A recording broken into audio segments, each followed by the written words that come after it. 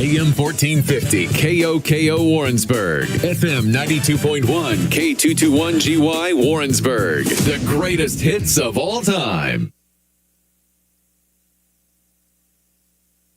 You're listening to Warrensburg High School Tigers football on 1450 AM KOKO Warrensburg and FM 92.1 K221GY Warrensburg. It's time for Warrensburg Tiger Football on the Tiger Football Radio Network. Brought to you by Warrensburg Chrysler, Western Missouri Medical Center, Warrensburg Ford, Mules National Golf Club at Pirtle Springs, Fox Heating and Cooling, KC Bobcat, and WK Chevrolet. Now, here's the voice of Tiger Football, Ryan Retone. And good evening. We are out at Warrensburg High School. It is week 7 of the high school football season, and the Center Yellow Jackets have come to town to take on the Warrensburg Tigers. It's a battle of two Missouri River Valley Conference West teams. Warrensburg 3-3 on the season, 1-2 in the West. Center is 2-4 on the season, 0-3 in the West. Ryan Retone, Brady Retone, saying hello from the broadcast booth here in Warrensburg. Brady, how's it going today? Ryan, it's going good. It's a beautiful night for football. The temperatures are finally dropped down, and this is officially feels like fall weather out here, so it's a great night for some high school football. We want to let you know that Warrensburg Tigers football on the Warrensburg Tigers Football Radio Network is brought to you by Pilgrim Mortgage, your trusted partner for home financing. Call 573-230-6194. Our pregame show is brought to you by Western Missouri Medical Center, your partner for health, advanced medicine closer to home. Visit WMMC.com today. Making sure that wasn't the national anthem right there. They don't always announce things here. But Brady, last week for Warrensburg, a loss that we said it a lot of times throughout the broadcast, and it sounded like we were being critical, but I think that the sentiment is all the same in Warrensburg. It was a winnable game against Odessa last weekend. Yeah, we talk about a very winnable game, Ryan, and the score has them losing by 2 possessions, but in reality, that came down to the last minutes, and it's going to come down again to ball security. Yeah. 5 turnovers in that game. There was an interception and then 4 fumbles. So it was a 5-to-1 takeaway ratio there, and that's one of the keys to every game is win the turnover battle, and that's something Warrensburg has really yet to do this year, has taken over the game and won the turnover battle. Yeah, and they've got a very good defense, right? And it doesn't always show it on the scoreboard, I think is the important thing to say. Last week, I thought the Warrensburg defense played very well. They did give up 4 passing touchdowns, but they were put in a lot of bad positions. They were on the field a lot of time in the game. I think if the defense plays a little bit better, the offense plays a little bit better and holds on to the ball, even if they're punting the ball, at least not turning the ball over in their own territory, that there's no reason that Warrensburg couldn't win out. Again, we're in week 7. They're 3-3, but I don't think it's crazy to say that we could be sitting here 3 weeks from now saying, wow, what a season. Warrensburg went 6-3, right, Brady? Yeah, I mean, looking at it, that kind of big question on if it's going to be that 6-3 season, it's going to be the biggest test. I wouldn't say the season, but one of the bigger tests. It's going to be 5-1 currently, traveling to Clinton for that game. And that's going to be the biggest game of the year when it comes down to it in that regular season standing-wise. Now, this won't affect them in district play. It will affect them in conference play, but that's a very big game. And I think you win that game, you are headed on a good streak heading into the postseason. Camden Mannering last week, we raved about his ability to pass the football because he played a really good game. And one drive that stands out to me was the 2-minute drive at the end of the game. It was really actually 4 minutes left in the game, but they needed to score quick. It took about 2 minutes for him to go 91 yards. When Camden Mannering is at his best, what is working for him passing the ball-wise? I think it's really just kind of quick throws. Quick throws across the middle of the field is really good, and that's when everything else starts opening up for Mannering. He did a really good job on his feet last week as well.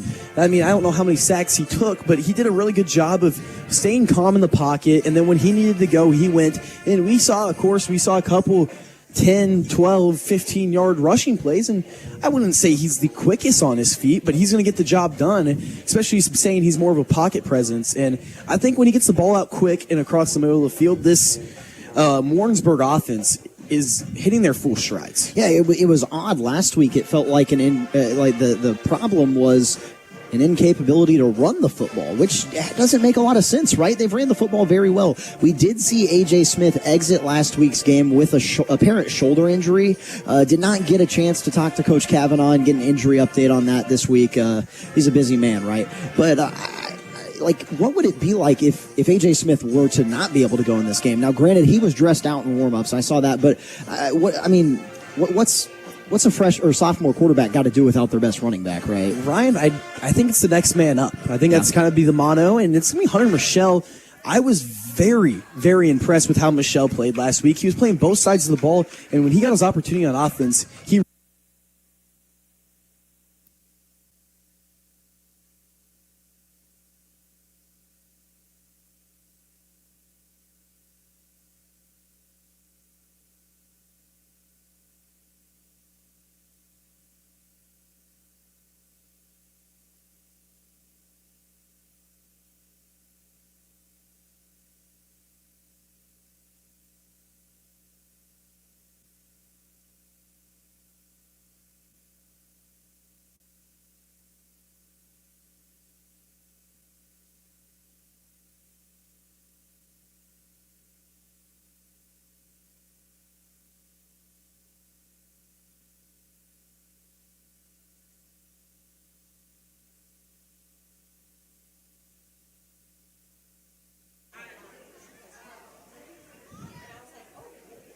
as it looks like we lost ourselves there. Are we back here?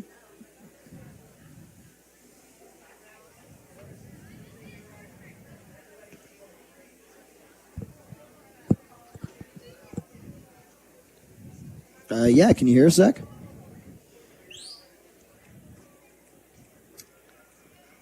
So we're on the air right now? Awesome. All right. Well, thank you, Zach, for helping us with that. I don't know why we weren't on the air. We're just fine here on our end, but I guess we lost Wi-Fi or something because it disconnected us. But yeah, no, for Warrensburg, I mean, it's going to be a good game tonight. I think a very good chance to get back on track. Center Yellow Jackets coming in at 2-4 on the season. They're 0-3 in the Missouri River Valley Conference, not the Mississippi River, although that's also in Missouri. But I can't ever tell when they're going to play the national anthem here. I thought maybe they were. Neither can I. They're going to play it after Warrensburg gets on the field. So Warrensburg's about to hit the field, which is different. Yeah, I've never actually played in a football game where the visiting team, or the home team was on the field for the national anthem. But that's the way they do it here at Warrensburg. As they're getting everything set up to go. Again, what I was saying before we lost audio was if you're listening to this game on KOKO Sports and you want to watch it, you can at the MoSportsZone app, MoSportsZone.com, or on YouTube, the MoSportsZone YouTube channel. As Warrensburg gets set to take the field, we'll remind you it's homecoming tonight. And other games going on throughout the area. Bolivar, Camdenton, Eldon, Osage, Rolla, and Waynesville. We'll be able to give you score updates on that all night tonight, and that's courtesy of the MoSportsZone app. So download it, you can watch it, you can listen, you can keep up with all the mid-Missouri teams. As Warrensburg takes the field and gets set for the national anthem, we'll go ahead and take a break here. More of the Western Missouri Medical Center pregame show when we return on KOKO Sports. Looking for more than just a healthcare provider? At Western Missouri Medical Center, we're your dedicated partner for health.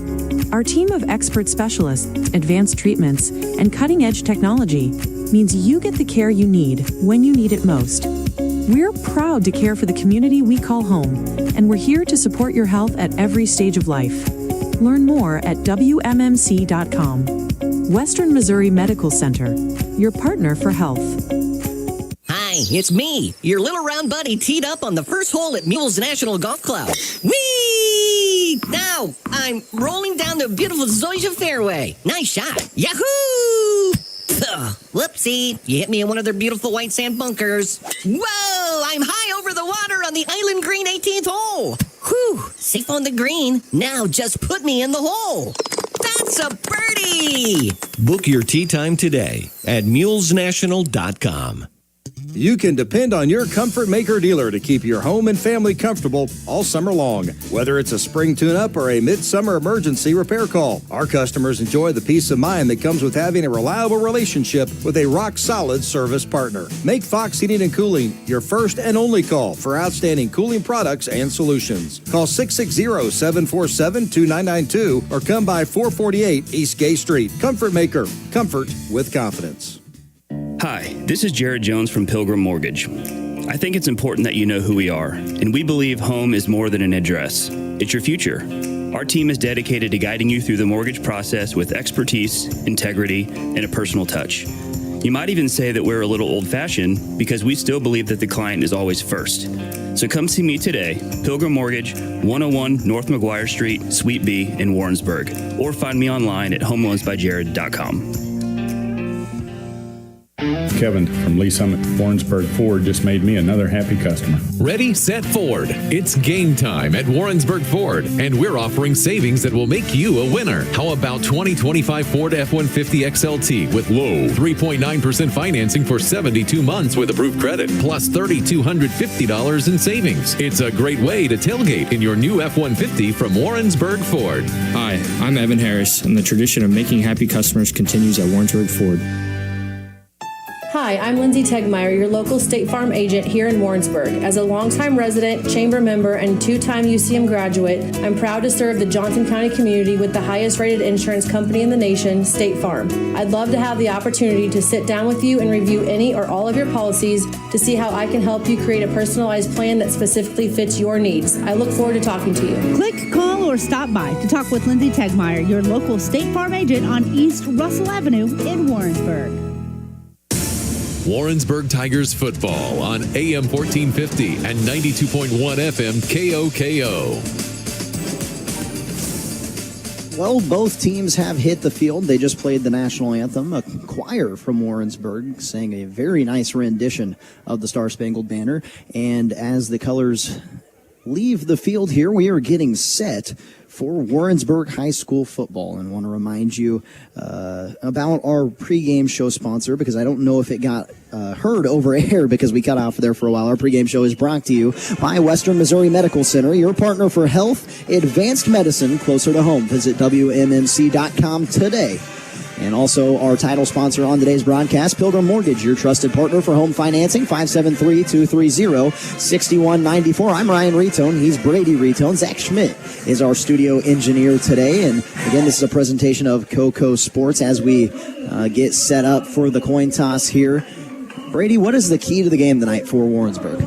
You know, I said at the pregame show, don't know if it got heard, but win the turnover margin and protect the football. Hold on to the ball, and I'm sure this has been addressed many times throughout the season. I'm sure they probably work on it about every day at practice, but high and tight, Ryan. Yeah. Don't let go of that ball, because that is what's killed them.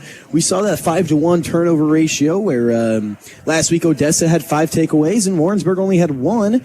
And when you give away the ball 5 times, that's not including the times they had to punt the ball, you are setting yourself up for failure. No, I mean, that's the truth. They only lost by 14 points, so think about if you take away 2 of those turnovers. That game could be completely different. But it's just the little things that matter so much, and that's one is keeping a hold of the ball. Got to hold on to the football here as we are getting set for the coin toss. We'll get you into that scene. The coin toss is brought to you by Davis Bell Auction Services, Agriculture. As my reading disappears, Davis Bell Auction Services, Agriculture, Equipment, Real Estate, Household, Antiques, and more. Call 660-747-6988. The coin toss getting set. Coach Kavanaugh and his 4 captains are walking out there. I see Cruz Villegas, Frank Stevenson. Good news, A.J. Smith is in pads and walking out to the middle of the field. And that last one right there, that's a lineman, so obviously not a number we say a whole lot, and that would be Preston. No, excuse me, not Preston. That is Vice McMore Lamoli. He's senior. So 4 seniors out there for Warrensburg currently, along with Coach Kavanaugh. I wouldn't doubt if we don't see Warrensburg get the football here and try to drive down and make a statement early. Yeah, Ryan, and I wouldn't be shocked if center won the toss if they don't say, yeah, we're going to take the football. Yeah. Again, center's not had maybe the greatest season. They're coming into the game with a 2-4 record. They won their first 2 games of the season, proceeded to lose their next 4. And that's never good, right, if you're a football team. And then you're coming in on a homecoming night, right, and always emotions from both teams because, you feel disrespected for being the homecoming game. It's not always a sign of disrespect. How do you keep those emotions in check? Center looks like they're they're a Class 3 school. Their roster size is definitely condemned a little bit more compared to Warrensburg, but it's coming in with your head straight on. You got to come in and just keep it straight on, and if you get knocked around, as they have the past couple games, they've given up 48 points against Harrisonville, 51 against Richmond, 60 against Odessa, and 34 against Oak Grove. It's just kind of stepping up and playing your game. Oh, and I think the important thing for Warrensburg is they haven't had a close win. I don't know if that makes sense, but all their wins have been blowouts, right? They've won 3, they've lost 3. The 3 that they've lost have been relatively close. The 3 that they have won, they have blown out their opponents. So they're going to look to do the same. They deferred our Davis Bell Auction Services coin toss, elected to receive the ball in the second half. So center will get the ball to start our game. The Yellow Jackets will be going left to right on your audio feed as Ethan Hook takes the field. Warrensburg donning the crimson jerseys, crimson helmets, and white pants tonight. Getting a very slick look. I always think they look like Alabama when they hit the field. And, the classic, just basic Alabama uniforms, they're just hard to beat. Center will take the field in all-white uniforms as the cross-country team, I would believe, takes the ball onto the field. And Coach Kavanaugh sprints over to get it from him so that there's no penalty because we are getting very close to kickoff time, actually. I'm shocked that there wasn't a penalty for what just happened. That's definitely not legal. I think that's a homecoming tradition for many. They run across town or wherever to give the game ball to the head coach. The issue is they ran right onto the field whenever the kickoff was already set up. Ethan Hook, his kick is off, and we are underway in Week 7. Warrensburg taking on center. The kick is returned at the 15-yard line, running far sideline, juking past a defender, and brought down at the 31-yard line, which is where this kickoff will get started. Again, if you're watching on MoSportsZone.com, we talked about it last week. There's a big pole in the middle of our press box, and there's not really a whole lot that can be done about it. We investigated other opportunities for the camera. Unfortunately, with how tight things are here, as beautiful of a campus as it is, it was the only option. So when the ball is on the 30-yard line over here, you're just going to have to bear with us. Center's quarterback, that is number 7. And that'll be Augie Banyan. He's a sophomore. Brings a man in motion. They're in the shotgun. 3 receivers to the bottom of the screen. Dropping back to pass. Making a defender miss. They want to go deep ball here. Challenging far sideline. And the pass falls incomplete. In coverage there was Zandon Johnson. I believe the quarterback is actually Justin McClare. Still a sophomore, but... And, a good job there in the pocket. I'm sure they've watched some film of Odessa where they beat them over top quite a bit. Last week, Michael Scott was an amazing quarterback for Odessa, and that's a tough throw right there, a deep ball down the sideline. They're in the shotgun again. Tight end on the formation this time. Receiver to each side and a running back. McClare, this is a quarterback keeper running far sideline. McClare hits the sideline and is taken out of bounds. They'll say a gain of 9. So it'll be 3rd down and 1. First big 3rd down of the game. No, actually they get... Okay, yeah, no, they didn't. They were trying to adjust the box. It looked like he called for a 1st down. And right there you just have a classic QB keeper, but it's actually going to be counter. There, he looks like he hitches up going to the right and then cuts it back to the left. That's a big 2nd down play there after having a deep shot fall incomplete. Lots of moving parts here. It'll be trips to the bottom of the screen. A lot of motion trying to identify the defense. McClare's the quarterback. Now he'll send Jonigan, the tight end, across. This is speed option to the right side. It's strung out across the 1st down marker and sliding down. He got paid for it by KJ Hale, but the quarterback McClare picks up the first Fox Heating and Cooling 1st down of tonight's game. And, I mean, right there's just speed option out. It looks like between every play, McClare runs back to the sideline to get the call in. Oh. You know, that's almost unheard. He's running the ball a lot, too. Yeah, that's almost unheard of in today's game of football. You don't see that a whole lot. Ball is on the 48-yard line here. That's the Yellow Jackets 48. Dropping back to pass. McClare's pass rush got through. Deep ball. There's a lot of contact, and Zandon Johnson breaks up the pass. Threw it all the way down to the 25-yard line. That was a very good ball, but Zandon Johnson was draped over the receiver, and it's incomplete. And a great job there by Johnson on the coverage. Clean coverage. It looked like both players were having a little fighting there, but another first down deep ball to start over the, I guess it's not the drive, but the new set of downs. Second down and 10 from the 48-yard line. They'll bring a receiver in motion. Snap is bad. Diving on it is the quarterback, and it'll be a loss of 4, or actually 5. So very nice break on second down. It'll bring up third down and long to go. And Ryan, I wouldn't be shocked if they sat here with a two-hard shell and dropped their DBs back, maybe run a little bit cover 4, just trying to avoid that deep ball we've seen them get beat on so much last week against Odessa. Third down and 15. The ball's on the 38-yard line. We need to get it to the other 47 to pick up the Fox Heating and Cooling first down. Play clock down to 10. Justin McClare is the sophomore quarterback. Play clock down to 3.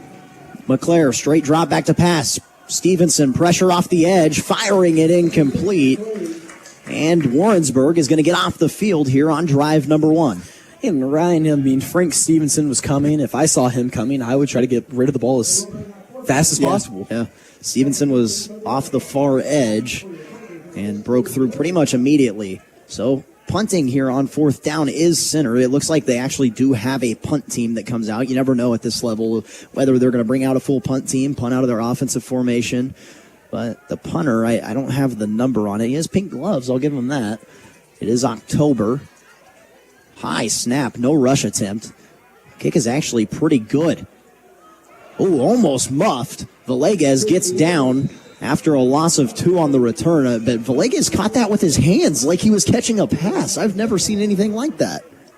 Yeah, no, it looked like he was going for, I mean... just getting a deep ball or something. Yeah, I don't know. It was definitely a different approach there on how to catch it. I mean, you probably could have just took 2 steps back and caught it with the arms and body. But, all that matters is they get the ball back. Yeah, that's the good thing. They get the ball back. They take over the ball. They're on the 26-yard line, so they're in a good spot and setting themselves up for hopefully a good drive. Sophomore quarterback Camden Mannering. A.J. Smith to the right of him. 2 receivers to the bottom, 1 to the top. Hard count. No one moves. Receive the snap. That was actually Villegas in the game. He hands it off to Smith. Smith running room. He hits the middle of the field. 1 man to beat. Dragged down at the 35-yard line. A.J. Smith. Heavy run on first down across midfield for the Fox Heating and Cooling first down. It looks like Cruz Villegas will start this game at quarterback, and we saw Camden Mannering warming up pregame. I mean, he's not hurt or anything. I believe they're just having Villegas go out for a different look. 2 receivers to the bottom, 1 to the top, the tight end on the formation. They bring Mayhem in motion, hand it off. Smith, lots of running room down the left sideline, trucking over a defender, and A.J. Smith, 2 carries, 2 Fox Heating and Cooling first downs. And, Ryan, when you're going to be running the ball a little bit more, maybe it's not a bad idea to have Villegas back there. And so far, we've seen through these first 2 plays, they have eaten alive this center defense. So, I mean, now you have this option for Villegas to pull it and run with it whenever he can, and that's always something you like to have as a very mobile quarterback. Ball on the 23-yard line. Mayhem in motion again. They fake the handoff, give it to Smith. Smith makes a man miss, still bowling over defenders, takes 2 Yellow Jackets to bring him down on the, looks like 11-yard line. Another Fox Heating and Cooling first down. The Tigers are in the American Senior Benefits red zone. And this initial push the O-line's getting is just dominating. The front line has looked so good at the start of this drive. A.J. Smith has all the time in the world. Oh, that's going to be a false start. Villegas called for the snap. The center moved his hand back like he was going to snap it, but the ball didn't go with him. I don't know what the plan was there, but it didn't work. And back him up 5 yards on play number 1. And that's going to come with a little bit of growing pains. I know he's the quarterback week 1, but if you haven't been back there every so often, you're hearing a different snap count. Yeah. So it's a lot more challenging than people think it is. First half is brought to you by Warrensburg Ford. There's 9 minutes and 5 seconds to go in the first quarter. Warrensburg's in the American Senior Benefits red zone. 2 receivers to the top. They hand it off to Smith. No, Villegas keeps it. Running right side on the quarterback keeper. Makes a man miss. No, he's dragged down. Does get gain of 5, maybe, they'll say 5 yards on first down. Gets back to the original sticks. And Ryan, right there is what I was talking about, having Villegas back there who has his legs. Right there was a busted play if you would have handed that one off. Yeah. I mean, A.J. Smith was dead to right in the backfield. And a great job by Villegas of getting upfield and picking up 4 yards on when it looked like there was nothing. The receivers bunched to the near sideline. They'll hand it off to Smith, running right up the middle. Smith bouncing it to the outside. Smith waltzing into the end zone. Touchdown, Tigers! A.J. Smith goes 12 yards for his first touchdown of the day. And A.J. Smith, they were a great job, and he really just avoided all contact completely. And, I mean, bouncing around. So, really good run there by Smith, and an easy 6 so far for Warrensburg. Smith's 11-yard rushing touchdown will give Warrensburg a 6-0 lead. It'll also give you a free pancake, as touchdowns are brought to you by IHOP, where every time the Warrensburg Tigers score a touchdown at the home game, you get a free pancake. PAT is up from Ethan Hook and through with 8 minutes and 23 seconds to play in the first quarter. A.J. Smith strikes first. It's 7-0 on KOKO Sports. You can depend on your Comfort Maker dealer to keep your home and family comfortable all summer long. Whether it's a spring tune-up or a midsummer emergency repair call, our customers enjoy the peace of mind that comes with having a reliable relationship with a rock-solid service partner. Make Fox Heating and Cooling your first and only call for outstanding cooling products and solutions. Call 660-747-2992 or come by 448 East Gay Street. Comfort Maker. Comfort with confidence. Warrensburg Tigers football on AM 1450 and 92.1 FM KOKO.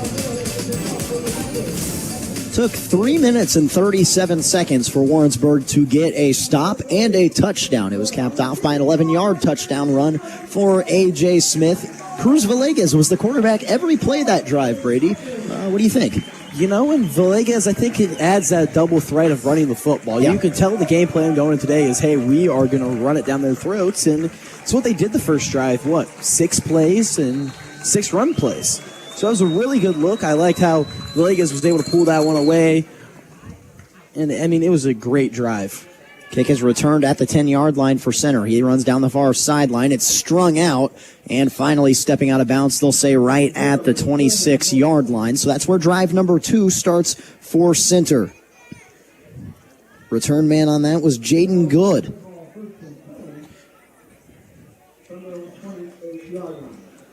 So they'll start in the 26-yard line. Quarterback in McClare, again, just a sophomore. We saw him run. We saw him throw the ball. Didn't complete a pass. And it took 5 plays for Warrensburg to get off the field. Actually, I think it was 6. But it took 6 plays to score. Took 6 plays to get off the field. 8:17 to play in the first quarter. One receiver to the bottom of the screen, a tight end as well. Tight end's actually on both sides of the line of scrimmage. Looks like we're getting kind of a double wing out of the shotgun. Back in the backfield. Pressure brought off the edge. McClare straight drop back to pass. Adjustment. Did he stay in and bounce? They'll say no. That was actually a really nice play by the wide receiver, Raymond Ansley. But they'll say he couldn't come down with it in bounce. And it was also a very, very good ball. Trevin Shaw there was coming off his blind side. It was an all-out heater there. Yeah, they sent from 6. Coming from Warrensburg, and he was about probably 2 seconds, or not even 2 seconds, probably about a second away from getting drilled. But he got the ball out just in time. 21 personnel, 2 tight ends and a running back. They both stand at the wings, and then the running back to the right of the quarterback, McClare. Looks like they I don't know if they handed that off or if the cornerback has it. Regardless, it's going nowhere as the defensive line for Warrensburg, who played very well last weekend despite giving up 42 points, stands tall there. It's actually 12 personnel there, Brady. Thank you. You could have just told me that over the air. I didn't want to make you look stupid, of course. 3rd down and 10 yards to go to get the Fox Heating and Cooling first down. They now have 2 receivers to either side, a balanced set with the running back to the left of McClare. Warrensburg, 4 defensive linemen, 2 running backs, a nickel corner. We'll see what happens here for center.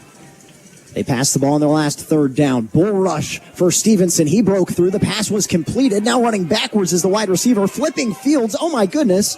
There's a blindside block, and that receiver lost, nearly 10 yards on that play? Oh, my goodness. Yeah, Ryan, and the thing is, he's going to have negative 10 receiving yards. Yeah. But usually see those on jet sweeps, never on a forward pass. Yeah, they threw it to Russell. The quarterback got drilled by Stevenson as the throw was made. Russell caught it, got kind of tangled up, sent backwards, and then ran backwards some more. There was a blindside block that is about to get called by the official. And that's what they call, and I assume you decline it. You do, because it's going to be 4th down and 20 anyways. So Warrensburg going to get a 3-and-out on drive number 2. Yeah, and center there coming out with it was a bunch on both sides, and it was a bench concept there by all the receivers, and he made the right read. He got it out quick, knowing that there was pain coming and a big hit there. But a great job. It's just at that point, you tell your receiver you got to get north. Yeah, you have to get north there. Coaches always hate when you go south.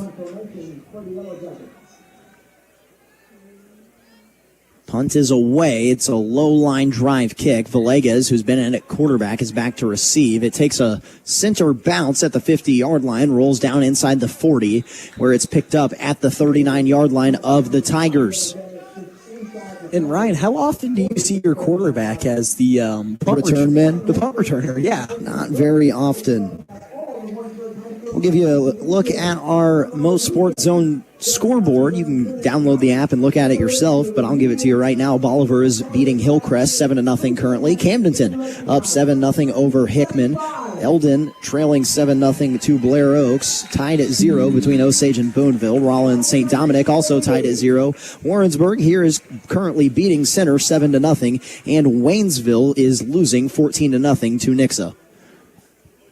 Villegas gets the snap, hands it off to A.J. Smith, who gets maybe back to the line of scrimmage. They'll actually give him a gain of 1 before his forward progress was stopped across the 40-yard line. That was a good read by both backers there. I mean, you usually flow with the state of the line, and there's a little bit of counter going on. A.J. Smith he actually gave him 2 yards there, but a good stop there by the backers and a great read to get that hit on A.J. Smith.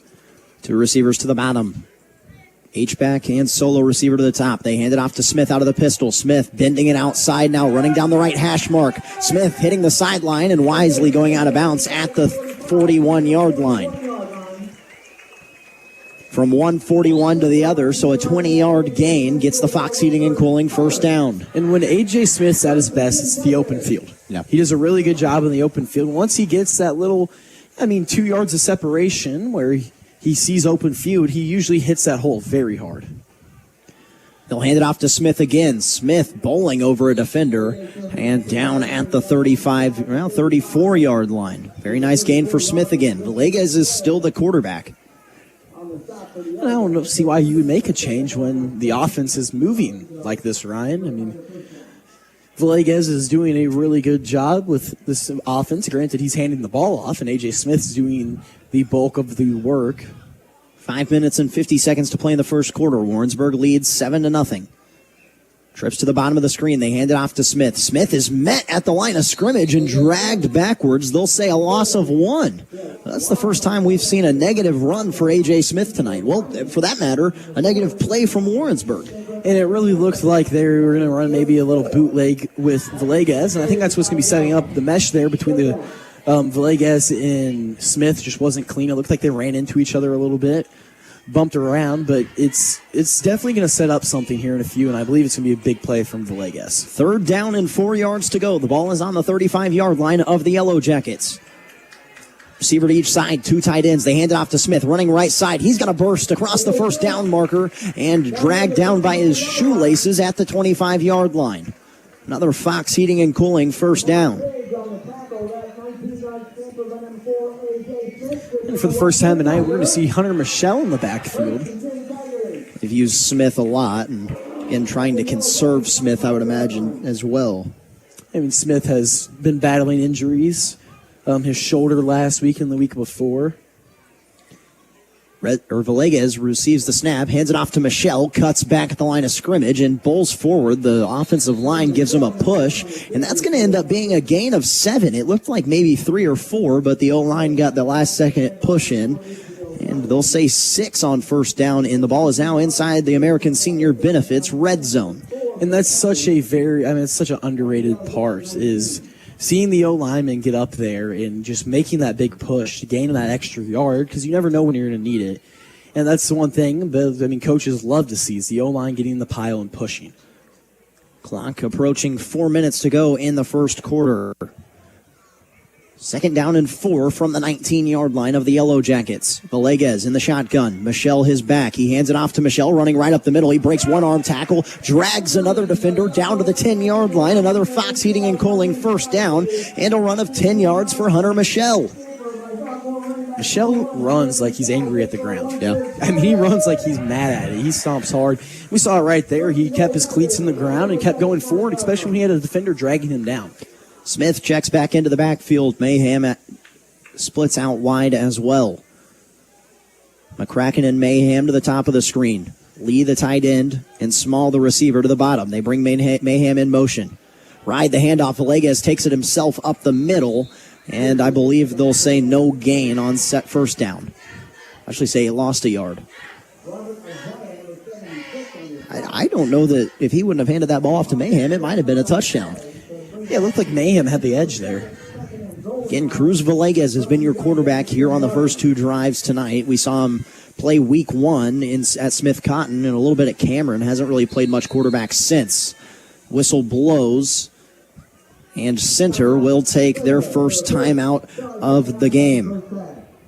Timeouts tonight are brought to you by Flat Branch Home Loans. Let's get you a home. Call 660-422-5699. It's 7-0. Warrensburg leads with 3 minutes and 7 seconds to play in the first quarter. Take a break on KOKO Sports. Kevin from Lee Summit Warrensburg Ford just made me another happy customer. Ready, set, Ford. It's game time at Warrensburg Ford, and we're offering savings that will make you a winner. How about 2025 Ford F-150 XLT with low 3.9% financing for 72 months with approved credit, plus $3,250 in savings. It's a great way to tailgate in your new F-150 from Warrensburg Ford. Hi, I'm Evan Harris, and the tradition of making happy customers continues at Warrensburg Ford. AM 1450 and 92.1 KOKO with Warrensburg Tigers Football. 7-0. Warrensburg leads its homecoming here tonight. And the Tigers faithful showed out well, and the Tigers have put on a show so far. The ball on the 10-yard line. A.J. Smith, the running back. Villegas, the quarterback. They bring Mayhem in motion. Hand it off to Smith. Smith is met at the line of scrimmage, so a well-earned time, or not a well-earned, a well-timed timeout for the Yellow Jackets, and they get a loss of 1. And Ryan, at what point do you see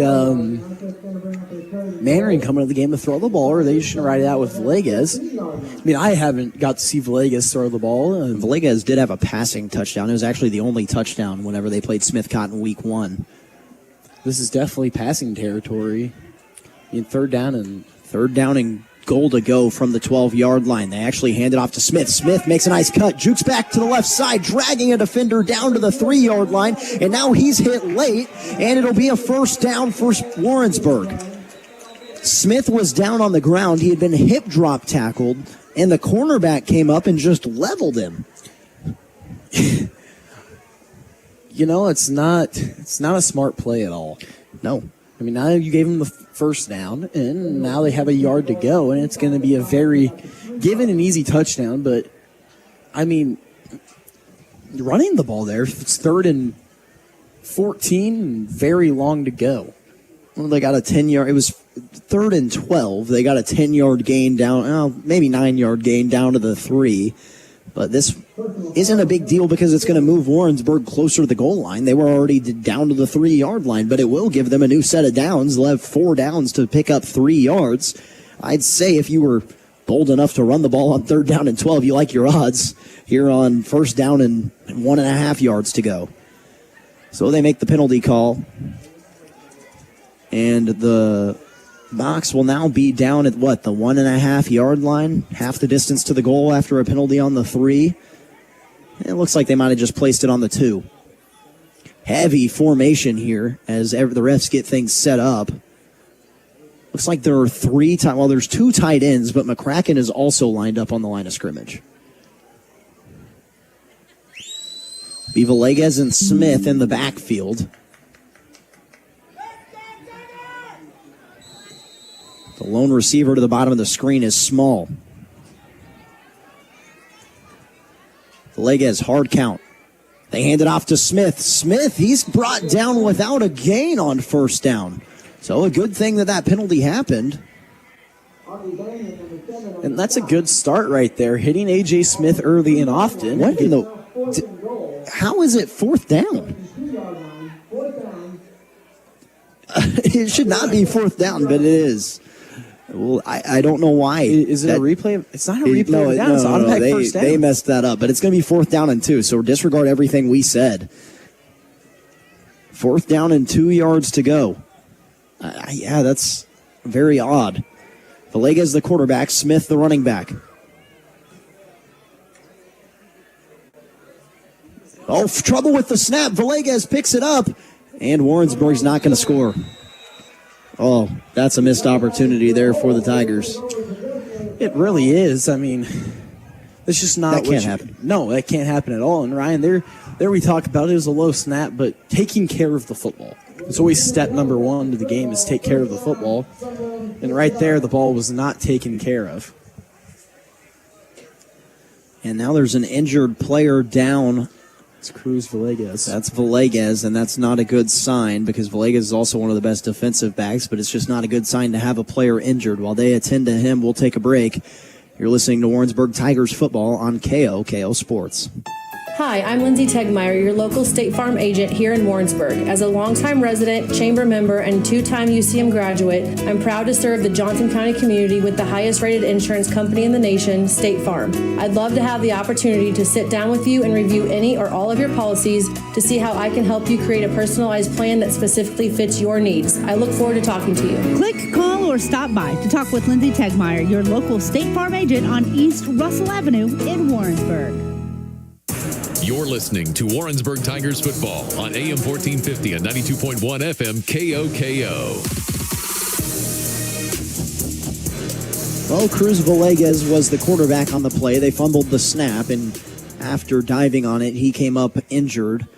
He is walking off on his own power. The trainers got out to him pretty quick, and he laid there, but I don't know what it would be. It looks like an apparent leg injury, so we'll keep you updated on that.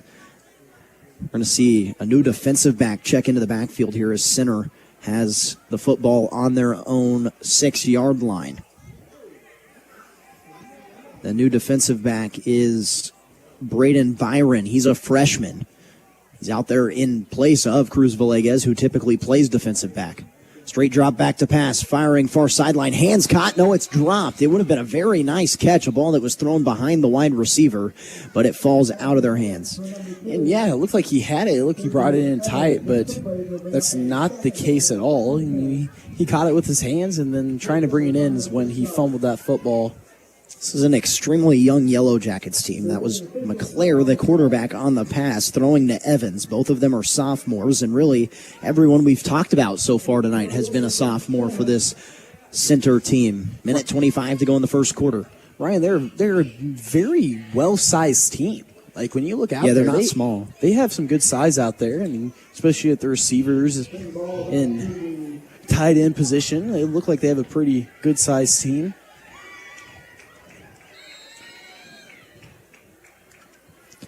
First or second, there was actually a penalty on the play, so now it's 1st down and 13. Back him up halfway to the goal line. I didn't see what the penalty was, but I'm guessing it was a hold.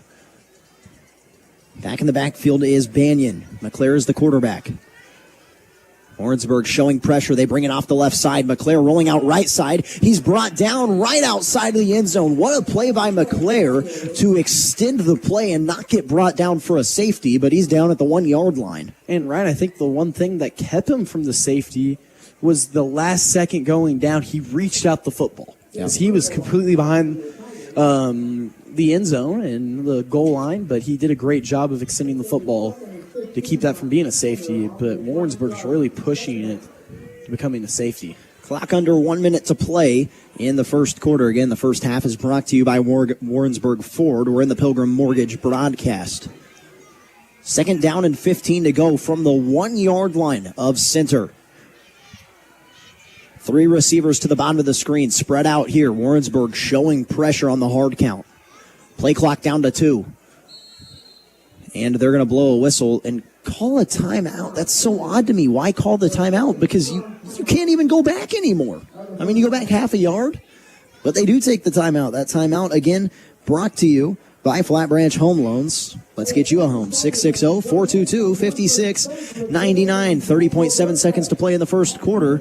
Warrensburg leads by 7 on KOKO Sports. Let's be honest, football isn't the only thing with ups and downs lately. Mortgage rates have been moving too, and Travis Fleming at Flat Branch Home Loans is here to help. If you bought a home when rates were around 8% or higher, now might be the perfect time to call a timeout and refinance or even consolidate some debt. And for all the first-time buyers, don't sit on the sidelines. Travis would love to help you get in the game and score a home. Travis Fleming with Flat Branch is your playbook for smarter home loans. Find Travis on the web today at flatbranchhomeloans.com/Warrensburg. Warrensburg Tigers football on AM 1450 and 92.1 FM KOKO. Well, Center takes their second timeout of the Warrensburg Ford first half with 30.7 seconds to play in the first quarter. Why? I don't really know, because they can't go back any time. It was to save a delay of game penalty, but they're on the 1-yard line. I don't think moving to the half-yard line would make too much of a difference, but they think it was worth burning a timeout here as Warrensburg is showing pressure on 2nd down and 15. There's a near safety on 1st down. It looks like we might see a quarterback sneak. McClare is under center. McClare bowls forward, and they do get positive yardage, so 2 yards and get out of danger territory for a safety, but it'll be 3rd down and 13 yards to go still. Yeah, no, it still gets you a little bit back, but, I mean, I'm still questioning the timeout, Ryan. I mean, now you're stuck with one timeout left, and granted, it's 7-0. It's not like it's getting to that point, but that will end the quarter. 7-0 will be your score at the end of the first quarter, and Center's going to be facing a 3rd down and 13 on the other side of this break. You're listening to Warrensburg Tigers football on KOKO Sports. Real estate, land, equipment, tools, guns, coins, you name it, we can handle it. Hello, this is Chad Davis at Davis Bell Auction and Real Estate. James Bell and I take great pride in being able to offer an auction plan that best suits our clients. Our decades of experience, availability, and attention to detail will make your next auction a great success. When you need an auction, think Davis Bell, your full auction service company. Give us a call, 660-747-6988, or find us today at davisbellauctions.com. Welcome to Home Improvement Improved. At Central Bank, our home equity loans help you make your dream home a reality.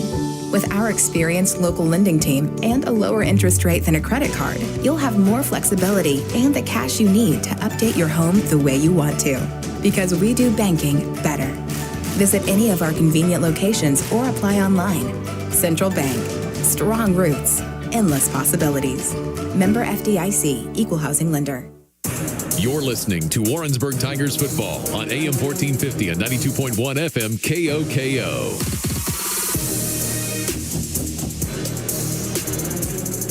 As we get set for the second quarter, remind you that you can watch these games live on the MoSportsZone app, MoSportsZone.com, or the MoSportsZone YouTube channel. That way you can see this really big 3rd down and 13 as the bells toll here in Warrensburg. The Tigers defense looks to get off the field.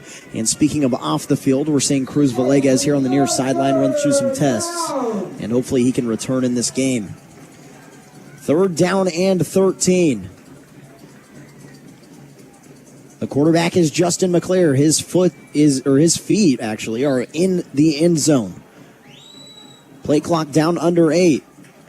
Why are they trying to call a timeout? Oh, it's because they had 12 people on the field. My goodness. Disaster. How do you break the huddle with 12 people out of the quarter? I really don't know, but I mean, McClure was the first one to realize there was 12 guys on the field when one man was motioning back and forth 3 times.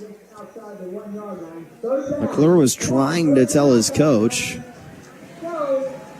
I mean, it doesn't really do much. Again, the ball's on the 2-yard line now instead of the 4. 3rd down and 14 yards to go. McClare and Banyan in the backfield. Solo receiver in press coverage here at the bottom of the screen. And now another penalty. And the backfield of center is not very happy right now. They're jumping up and down. So it looked like they were supposed to go on a hard count there, and the wide receivers were not on the same page. So back them up 1 yard, and it'll be 3rd down and 15. This is where we were before the blast play. Oh, my goodness. And I'm going to have a feeling they're not going to go back under center, but I feel like it'd be smart to, especially with the pressure this Warrensburg defense has been getting on the quarterback. 3rd down and 15. This time the snap's off. They brought pressure. Fire across the middle. A wide open wide receiver. And in and out of the hands of the receiver, Israel Jonigan, another sophomore. And that was lucky for Warrensburg because he was wide open.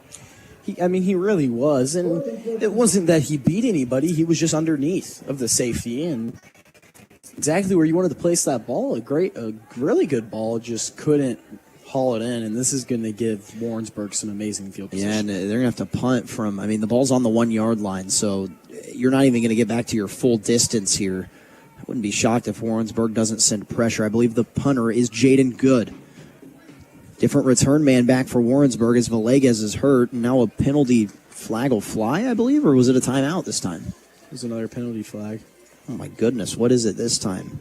The return man is Jalen Rubel. And it looks like Villegas is getting a false start now. You move the ball back half a yard to the half-yard line. Oh, my goodness. This has just been disastrous. Looks like Villegas will go back into this game, this drive as well. This time, the punter just keeps it, and he's actually got a lot of running room down the sideline. Oh, what in the world? He's brought down. Warrensburg's going to take over inside the 15.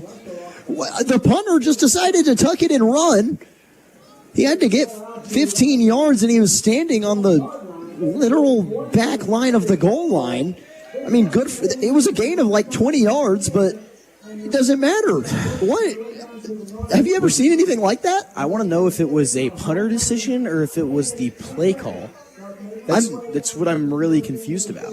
Well, regardless, Warrensburg takes over in the American Senior Benefits red zone. They have the ball on the 13-yard line. Wow, I've never seen anything like that. Camden Mannering gets his first drive in at quarterback. 2 receivers to the bottom of the screen with a tight end, 1 to the top. They hand it off. No, it's a pass. Throwing across the middle. Mayhem catches it and into the end zone. 1 play, Mannering to Mayhem. And the Tigers get their second touchdown of the game. And, I just want to talk about the catch there by Mayhem. The ball was a little behind them, and granted, Mannering hasn't thrown the ball probably, a few minutes, but a really, really good catch by Mayhem, and a good find there by Mannering. He read the safety was high, but a good job of just getting the ball in the end zone very quick with the field position they had. Ethan Hook on to attempt the extra point, a 13-yard pass and catch for a touchdown from Mannering to Mayhem. Only 18 seconds into the second quarter. Snap back, hold down, kick is up, and it's through. Ethan Hook has been so good on extra points this year. And with 11 minutes and 42 seconds to play in the Warrensburg Ford first half, Warrensburg leads 14-0. You're listening to Warrensburg Tigers Football on the Warrensburg Tigers Football Radio Network on KOKO Sports. Hello, Central Missouri. This is Michael Malloy from American Senior Benefits. When the Tigers find themselves in the red zone, they pull out their special playbook to find the end zone. Retirement has a red zone, too. The 5 years leading up to and the first 10 years of retirement are critical to having a well-thought-out plan. Let the experts at American Senior Benefits guide you to your end zone so you don't have to settle for a field goal. American Senior Benefits, across from the courthouse in Warrensburg, proudly flying our nation's colors each and every workday. I am the Bobcat Man, David Bruce. I am the Bobcat Man, David Bruce. Hey, this is David Bruce, the Bobcat Man, Bobcat of Sedalia. We've got Bobcat loaders and excavators in stock and on sale. I'm not able to give you the low price over the air due to minimum advertising price restrictions. I know what you're thinking. The Bobcat Man has gone crazy. Well, call my bluff. 816-491-6224. That's 816-491-6224. David Bruce, the Bobcat Man. AM 1450 and 92.1 KOKO with Warrensburg Tigers Football. It took one play for Camden Mannering to get his first touchdown of the game. Here's an onside kick attempt out of the touchdown, and it was there, but it bounced out of bounds. Oh, my goodness, that was perfect. Took the right hop that it needed, and it almost went right into the hands of Seth Johnson, but it ended up bouncing out of bounds, and it'll be a penalty. And you know, Ryan, I kind of cheated that there. I took off to go deep, and then you yell onside kick, and I'm like, oh, time to go back. But yeah, that's not a bad idea there, especially if you're trying to put this game away. Yeah, caught you off guard as well. But again, it was a 13-yard passing touchdown from Camden Mannering, who's only been in for one play, to Dominique Mayhem. That connection has been really good this season, Brady. It really has, Ryan. We've seen some really big plays coming from that group. And actually, I mean, funny enough, there was a passing touchdown from Mayhem last week. He got to throw Mayhem to McCracken. Yeah, he got to throw the ball a little bit, so he comes back from throwing a touchdown, and he gets a receiving touchdown right there. Let's just add a rushing touchdown, and it's... Mind you that IHOP or touchdowns are sponsored by IHOP. You can get a free pancake during every home football game for every touchdown the Tigers scored. Just let them know that KOKO Sports sent you. Man in motion, straight drop back to pass. He was crushed. Ball thrown across the middle of the field, almost intercepted. It'll hit the turf. That was Trevin Shaw who went skying through the air, about got another interception. It was a disastrous drive for center last drive, Brady. I don't even know how it finished with the fake punt. That was really odd. And Ryan, they were very fortunate to be backed up against the goal line there, because we would have saw probably one of the most outrageous to-go distances. I mean, I've been a part of a 4th down and 35, but never. I think that one would have been 4th down and 50 at least. Not a 4th down and 50. Balance set here, running back in the pistol. Straight drop back to pass. They'll fire it to the back out of the backfield. He gets back to the line of scrimmage, and he's met, and the ball's on the turf. Running with it is Trevin Shaw. Shaw, one man to beat, and has scored it into the end zone. A 57-yard scoop and score for Trevin Shaw for the Tigers touchdown. And there's one thing I love about defensive touchdowns. You have guys who don't leave your hip when you're running into the end zone. Yeah. And Trevin Shaw there was being followed. He was leading the pack of Tigers into the end zone in a big-time play there for the Tigers. And, I mean, what a turn of events this game is. I mean, I wouldn't say a turn of events, but, like, that was just the series of events. There we go. We saw Warrensburg do this last week. It's been less than a minute. Actually, it's only been 25 seconds, and they have scored twice. That's very strange to hear. And it might be a little relieving for the offense, too. It's like, hey, we get an extra drive off the field. Ethan Hook on to make this one a 21-point game. The hold is down, kick is up, and it is through. 11 minutes and 23 seconds to play, and Warrensburg leads 21-0. You're listening to Warrensburg Tigers Football on KOKO Sports. You can depend on your Comfort Maker dealer to keep your home and family comfortable all summer long. Whether it's a spring tune-up or a midsummer emergency repair call, our customers enjoy the peace of mind that comes with having a reliable relationship with a rock-solid service partner. Make Fox Heating and Cooling your first and only call for outstanding cooling products and solutions. Call 660-747-2992 or come by 448 East Gay Street. Comfort Maker. Comfort with confidence. Hi, this is Jared Jones from Pilgrim Mortgage. I think it's important that you know who we are, and we believe home is more than an address. It's your future. Our team is dedicated to guiding you through the mortgage process with expertise, integrity, and a personal touch. You might even say that we're a little old-fashioned because we still believe that the client is always first. So come see me today, Pilgrim Mortgage, 101 North McGuire Street, Suite B in Warrensburg, or find me online at homeloansbyjared.com. Warrensburg Tigers Football on AM 1450 and 92.1 FM KOKO. If you like pancakes, you're in luck. Already 3 IHOP touchdowns for Warrensburg tonight. Again, you get a free pancake for every touchdown the Tigers score at home. Kickoff return to the 25-yard line. That's where this drive will start for center. The fourth of the night. They've punted twice. Well, they've punted once. They went for it on fourth down on a fake punt the second time. The third time, it was a fumble and a scoop and score. That resulted in a 57-yard touchdown. And now this is drive number 4. Yeah, and like I said, Ryan, that's one of the best things that happens, defensive touchdowns. I mean, you have a defensive touchdown, you rarely lose the game, especially when your defense is putting up points for you. Yeah, it makes it a lot easier to play the game of football. Last week, the turnover bug got Warrensburg. This week, they've done a good job of turning center over. 11 minutes and 17 seconds to play in the Warrensburg Ford first half. Quarterback in the shotgun, brings a man in motion. Straight drop back. It's a screen to the running back. This is the exact play we saw last play, and it actually goes for positive yards. It'll be a gain of 5 as they dumped it off to the running back, Kadrian Evans. And Kadrian Evans does a good job there in open field. It was one-on-one actually with him and Trevin Shaw, and that was about at the line of scrimmage. So a really good job of making Shaw miss that tackle and getting upfield to pick up 6 yards there. And if you're listening to this game and thinking, man, I wish I could watch it, good news, you can. Go to MoSportsZone.com, MoSportsZone YouTube channel, and you can watch it live. Straight drop back to pass. Fired, far sideline. Is that intercepted? Oh, they say no. I'm really confused how there wasn't a OPI there. Yeah, pass interference. Seth Johnson got dragged to the ground. Yeah, it's an interception if he doesn't get pulled down by his jersey. And 3rd down and 5. Actually, they'll say 3rd down and 4. 2 fists in the air for the Warrensburg defense. That means it's the money down. Got to get off the field. 10 minutes and 34 seconds to play in the second quarter. And we've seen Warrensburg struggle on 3rd downs and getting off the field, so this would definitely be a big one right here to get off the field. 2 receivers to the top, 2 to the bottom. McClare in the shotgun. Man in motion, flag flies. That's got to be offensive. Illegal shift, maybe. False start. We await. Yeah, it'll be a false start. So 3rd down and 4 just got a whole lot harder as it'll be 9 yards to go to get the Fox Heating and Cooling first down. And Ryan, I mean, that's just things you need to clean up there if you're center.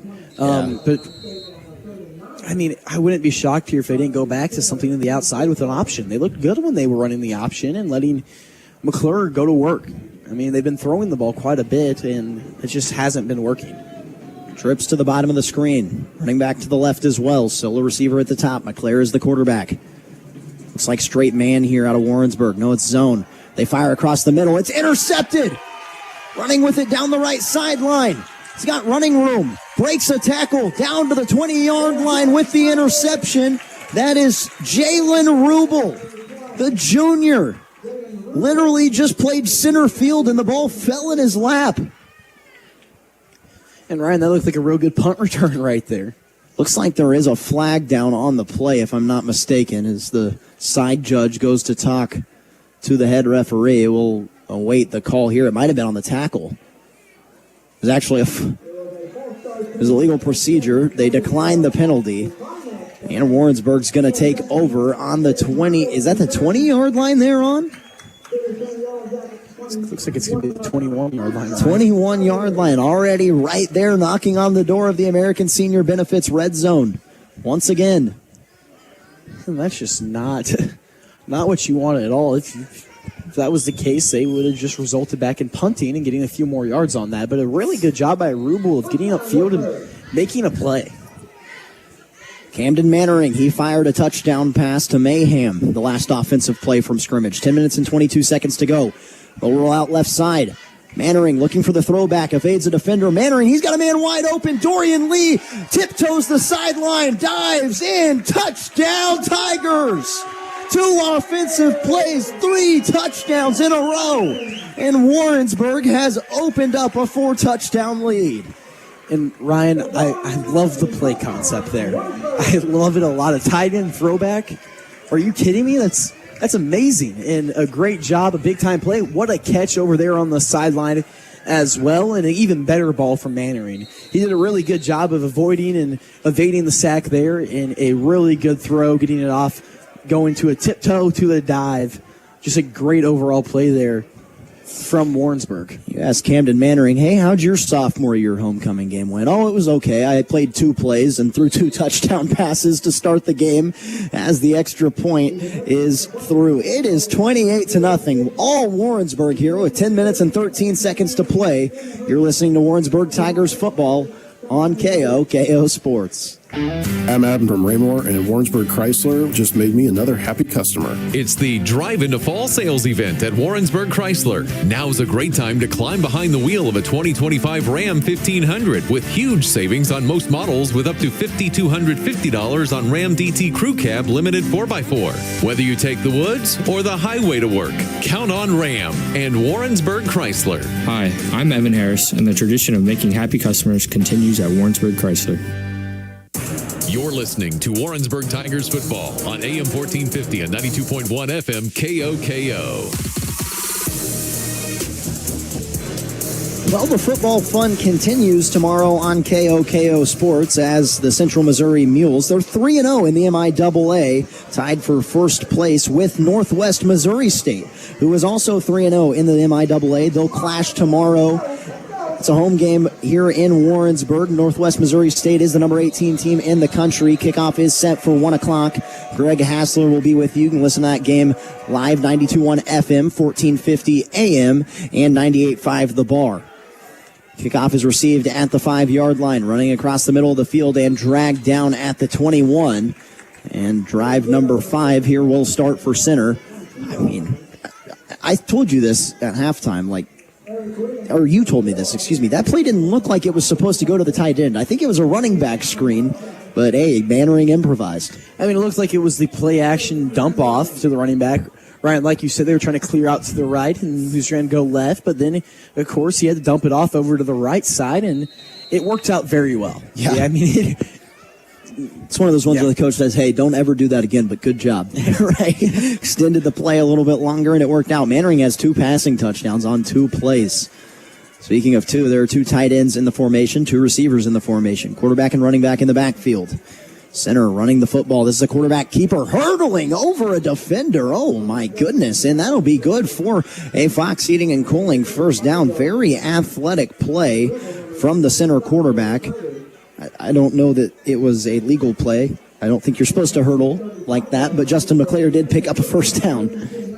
Yeah, I really don't think you are, Ryan. And clock under the 10-minute mark here in the second quarter. I think Brady was in a loss of words, as was I. It looked like the white hat said something to him when he was walking by, but yeah. Well, it is 28-0 here early, so could be why. Augie Banyan, the running back. McClare drop back to pass, looking far sideline. Double coverage, and it's hauled in. Wow. Very nice catch. And that ball was a little underthrown. He also threw it into triple coverage, Ryan. But a great job of coming back to the football and going to get the high point there. That's what we like to call the Randy Moss drill, going up and getting it, pulling it behind your head, make sure no one else can. I believe that was Jaden Good, who was also the punter. As Warrensburg jumps off sides, Frank Stevenson was trying to get an extra rush at the quarterback. Speaking of Northwest Missouri State, their coaching staff is here, at least two of them, probably because they're already in Warrensburg. They're standing on the Warrensburg sideline. That's where Frank Stevenson is going to play college football at next season, so it makes sense why they would be down here watching the Tigers play. So center very quickly is in Warrensburg territory here. The ball is on the 33-yard line. And that should be a penalty. They don't call it. Quarterback run here and maybe a gain of 1. I don't know if you saw the slot receiver, but he realized he needed to back up right as the snap was happening. But not only that, Ryan, the outside receiver was off the ball, and then the receiver on the far right was off the ball, and they had another guy off the ball. I believe that would have been 6 guys off the ball. You have to have 7 on the line of scrimmage. Take a look at the MoSportsZone scoreboard. Bolivar leads Hillcrest 14-7. Camdenton is trailing Hickman 28-14. Blair Oaks is up 48-0 over Eldon in the second quarter. My goodness. Boonville up 13-7 over Osage. St. Dominic is leading Rolla 7-0 as here's a handoff, and it's going to go for a loss of 5. Frank Stevenson in the backfield to make a play. Wow. Warrensburg obviously beating Center 28-0 here, and Nixa is leading Waynesville 41-0 in the second quarter. Again, you can check that scoreboard as well. Just download the MoSportsZone app today on iOS or Android.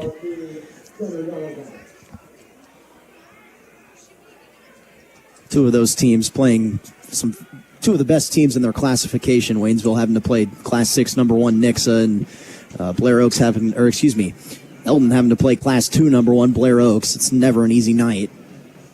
3rd down and 11. Straight drop back to pass. Firing across the middle. Nearly intercepted, but it hits the ground. Incomplete. It looked like the cornerback in Seth Johnson was playing cover 2 coverage there, and the ball was thrown across the middle of the field. The man had left his zone, so he was just kind of finding the middle of the field and almost ran into an interception. Yeah, no, it just, sometimes the decisions of where the ball's been going, it looks like it's been more of a panic decision and just trying to get the ball out before he gets hit. Because he has taken some very hard hits tonight, Ryan. 4th down and 11 yards to go.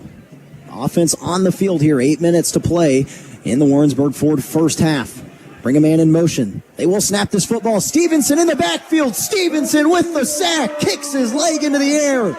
A loss of 17 yards. Wow. And Ryan, if I didn't know any better, the leg kick might have just been TJ Watt out there on the edge. And I say this over and over again. He reminds me of a very young Ohio State Chase Young with the way he plays. Coming off the edge, firing into the backfield. He was being double teamed. Stevenson got the sack. Great coverage on that drive from Warrensburg. And they take over with the ball on the 49-yard line. Imagine it would take 1 yard to cross over midfield here. Mannering, is he going to break his touchdown streak here? He's played in 2 plays and thrown 2 touchdown passes. Smith, the back to the left of him. 2 receivers stacked at the bottom of the screen. They'll actually hand it off. Smith, stiff-arming a man. And he's going nowhere, and now I believe is also going to get a face mask penalty to go along with it. This will be a loss of, wow, they should have blown that whistle a lot sooner than they did. This will be a loss of 8 yards. Throw the face mask in there as well, if I had to imagine. Mannering comes to the sideline. He'll talk to the coach as they sort this penalty out. It has to be a face mask, right? I would imagine, Ryan. He really just had, full grip it looked like on his face mask, and it is, and it's going to go against the Tigers. So they'll push him back. Is it going to be the 5-yard or the 15-yard one? Did he say personal foul? I don't think he tapped his head. Personal foul. Oh, so you don't tap your head. No, it's a legal man downfield, isn't it? Brad's trying to be a rules analyst over here. No, it's the head of the arm. That's on me. So this is going to be a pretty, it's going to back them up quite a ways here on first down. It will remain first down, though. So I guess here's my question then. If Camden Mannering were to throw a pass on this touchdown, would that be 3 plays, 3 touchdowns? Yes, it would, Ryan. It's a replay of the down. You got to give it to him. I have a feeling they're going to try to get A.J. Smith back up and going, especially after he really hasn't seen the football in quite some time, it feels like. Camden Yancey is in the game at tight end. He's to the right of the formation. Smith in the backfield. 2 receivers stacked at the bottom. Theo McCracken is the solo at the top. High snap. Mannering drops back to pass. Fires it to Mayhem on a wide receiver screen. He gets a block. Mayhem inside, now outside, hitting the sideline and down after a very nice gain at the 30 or 41-yard line. Yeah, and that was a very healthy gain because you were sitting there at first and 25, and it's a good 15-yard gain there. It was actually first and 35. Oh, it's 35? Yes. So now it's second down and 18. They'll hand it off to Smith. Down the middle of the field, Smith. He's got first down yardage. Breaks a tackle. Smith, one man to beat and dragged down at the 30-yard line. A Fox Heating and Cooling first down. That was it. First, it was 25. Whatever. Okay. Very nice run for A.J. Smith. Clock inside 7 minutes and 40 seconds. It was stopped completely for some reason. I don't know why. It should be rolling by now. As they figure things out. Was there maybe an injured player down at one point for Cinder? And yeah, they'll run him off. That was Elijah Clarkson, the sophomore. He had went down, so they made him come off the field. Clock back running again. First down and 10 from the 30-yard line. They'll bring the tight end in motion. Everyone to the left side here. Hand it off to Smith. He's running right side. He gets a very nice block. Smith, shoelace tackled her. He would have went to the house. Still a very nice gain. It'll be 13 yards on first down. Another Fox Heating and Cooling first down as Warrensburg gets back to the line of scrimmage fast. Three receivers and the tight end to the left of the formation. Smith to the left of Mannering. They hand it off to Smith again. Smith breaks a tackle, now slung down for a gain of 3. And you know what? Why not try to go back to the well, catch him off guard? I mean, when the offense starts getting in a groove, running a hurry-up style offense, I know that was only the first play in the hurry-up, but I can only imagine if they would have got a pretty good gain there, they would have been, hey, get back on the ball, let's do it one more time. Inside the American Senior Benefits red zone, Warrensburg leads 28-0 here. 6 minutes and 54 seconds to play in the second quarter. Two receivers to the bottom, tight end and receiver to the top. Smith to the left of Mannering. They bring Mayhem in motion. It's orbit motion. Fake the handoff, firing across the middle of the field, and it was actually a perfectly placed ball, but Dorian Lee slipped, so it'll be incomplete. It was a perfect placed ball, and the right read. I mean, if you look at it, it would look like they had two deep safeties, and Dorian Lee was running right in between them. Not only that, one of the safeties had his back turned to him. Looked like he tried to roll off of him. And it was a good play brewing. Mannering 2 for 3 passing 3 for 4 passing in this game. I'm doing the math in my head. 41 yards and 2 touchdowns. Smith to the left of him. Fake the handoff. Fire it outside. Almost intercepted. The route was jumped and off the hands of Keontae Evans. Ryan, the thing there, they were in man coverage right there, and he decided to throw it out there, and there was, I believe it was Smalls, was deep in the back of the end zone. They're wide open. We're going to see a field goal attempt here. This ball is placed on the 20 or 15-yard line. The kick will happen from the 22, so this is a 32-yard field goal attempt. And I like them going to kick the field goal. A lot of times you don't see coaches taking the chances, especially with a little bit deeper field goals. Snap back, hold down, kick is up, but it's winding and misses to the left. The 32-yard field goal attempt is no good. It had the distance, it just didn't have the accuracy. It looked like he pulled it a little bit. Yeah, I think he can kick that. I think that's a kick he can make. I don't think he got there all of it. No, he really could tell he didn't, but like I said, Ryan, I love to see coaches go out there and give their kicker opportunities because a lot of times you see coaches don't give their kickers opportunities, and then it gets to the postseason. It's like, hey, man, go out there and kick the game-winning field goal. Yeah, and it gets tough. And that's a very hard spot to be in, and it's definitely where you want your kicker to get some experience. Go out there and kick one in the regular season. These games don't mean too much at the end of the day. Everybody's 0-0 going into the postseason. Speaking of postseason, when we come to you on the Central Bank of Warrensburg halftime show, we'll talk about the district standings. We're getting to the point in the season where we can start talking about potential postseason matchups, what these games mean for everyone, and that'll all be coming to you on the halftime show. Still got 6 minutes and 34 seconds to play in the first half, though. Warrensburg leads 28-0 over Center, the Yellow Jackets from Kansas City. Straight drop back to pass, firing on the out route. Ball was caught right at the line of scrimmage, makes a man miss, but No gain on the play. That was odd because that was like a 5-yard out route, but the throw brought him all the way back to the line of scrimmage. Yeah, and that's just, you got to get the ball to him. A lot of times you hear quarterback coaches and offense coordinators, head coaches, hey, get the ball there early. You want to be early on it because you want to get to him when you're breaking out of the cut. And that one was very, very late, Ryan, and that just will do it in. Across the 8 o'clock hour, we'll give you your station ID here in a minute. Pass fired to the middle of the field, breaking off of tackles. And a gain of 5, maybe? I think they'll give it to him. That was Kadrian Evans. Across the 8 o'clock hour, we'll let you know tonight's broadcast. You're listening to it on 1450 AM KOKO Warrensburg and 92.1 FM K22.1 GY Warrensburg. Streaming live on the MoSportsZone app, MoSportsZone.com, or on YouTube, the MoSportsZone YouTube channel. Ryan Retone, Brady Retone alongside you. Zach Schmidt is our studio engineer tonight. 3rd down and 2 yards to go. 5 minutes and 25 seconds to play in the Warrensburg Ford first half. This is a quarterback keeper, McClare. He's got first down yardage, barely. And after forward progress, he was bowled down by 5 or 6 Tigers, but forward progress gets him to the 31-yard line, which is good for the Fox Heating and Cooling first down.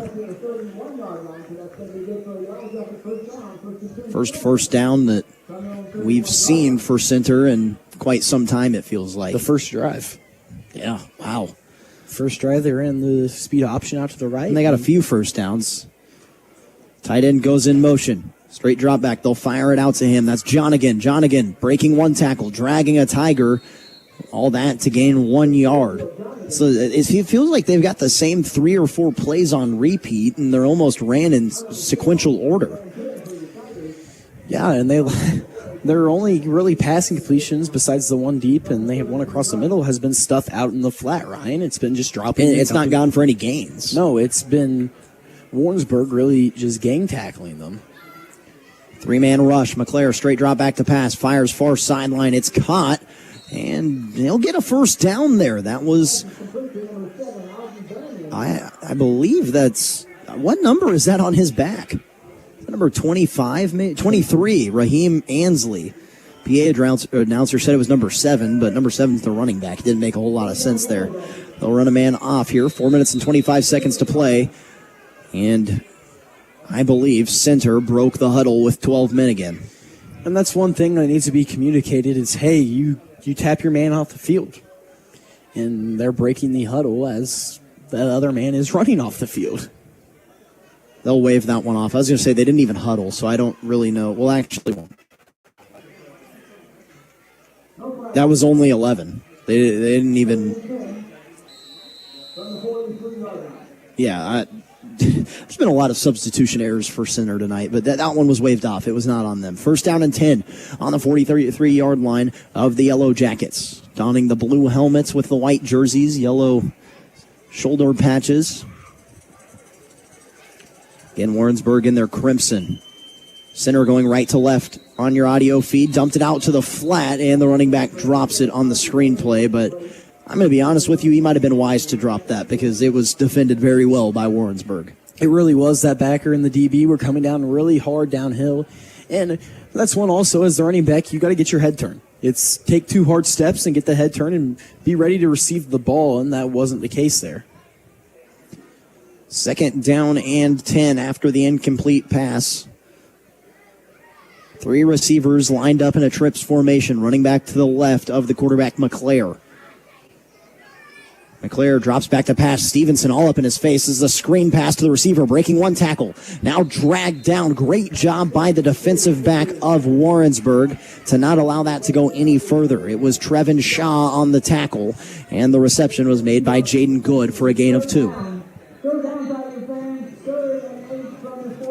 Looks like there Seth Johnson had him dead to the rights in the backfield, but a great job of making a man miss and getting upfield to get some sort of yards. 3rd down and 8. It's 28-0. Warrensburg leads. Center trying to extend their drive. Drop back to pass. Throws across the middle. It's batted into the air and almost intercepted, but incomplete. And it'll bring up 4th down and 8. Decision time here if you're Center. I mean, I don't know that you want to give Warrensburg good field position again. It looks like they are going to punt, Ryan.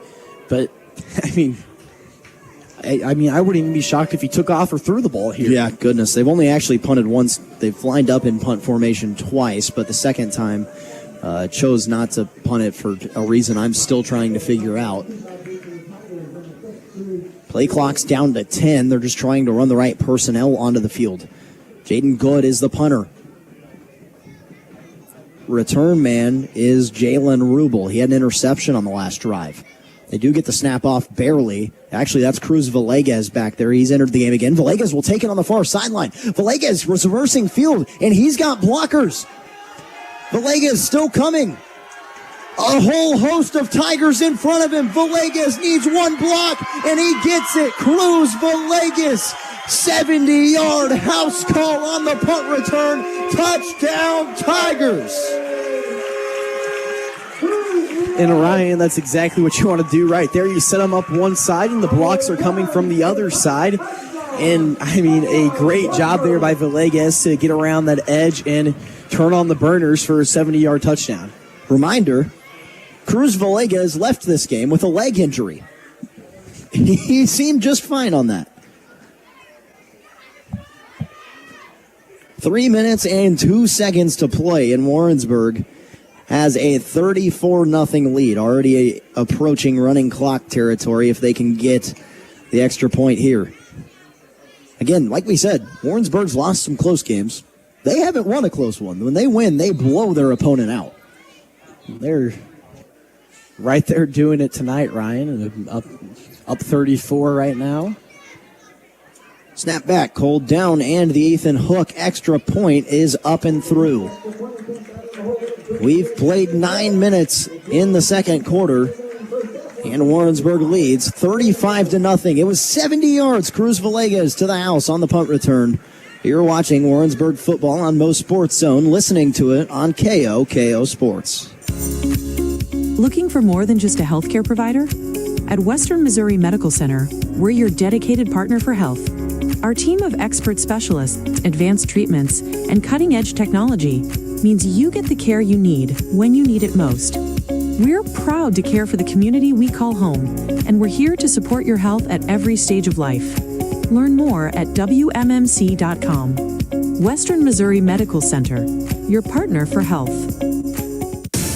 Warrensburg Tigers football on AM 1450 and 92.1 FM KOKO. What a better way to start the first half of your homecoming game this season than to be up 35-0. Can't think of a better one, Brady. No, Ryan, neither can I. I mean, you got to love going out there on homecoming and just pummeling the team. You think they got the traditional talk of, again, it's homecoming weekend, but we've got other things to worry about this. You know, we've got a game to play. The dance is for everyone else. Every coach has given that speech every single year, but so far, no problems for Warrensburg. Kick is off. It's returned to the 5-yard line. Running back to the middle of the field, trying to cross over, and actually finding a hole. Finally brought down at the 31-yard line. And I believe this is the man that has punted the football all night, is the one that just returned that, and that would be Ryland Russell. He's a junior, and I think he's the punter as well, so he probably had something to say about what we saw from Cruz Villegas on the last drive and returned that very nicely, a 25-yard return, and he's brought down, actually they'll say 28, he's brought down at 34. Yeah, and that was a really good return. He ran about 70 yards because he ran completely across the other side of the field. Yeah, think about how far that Cruz Villegas ran on that one. I mean, 115 yards nearly, probably. It was pretty close. Quite a long because he crossed sidelines. Under 3 minutes to play. Dropping back to pass is the quarterback for center. It's received across the middle of the field, and a very nice gain on first down. It'll be a Fox Heating and Cooling first down.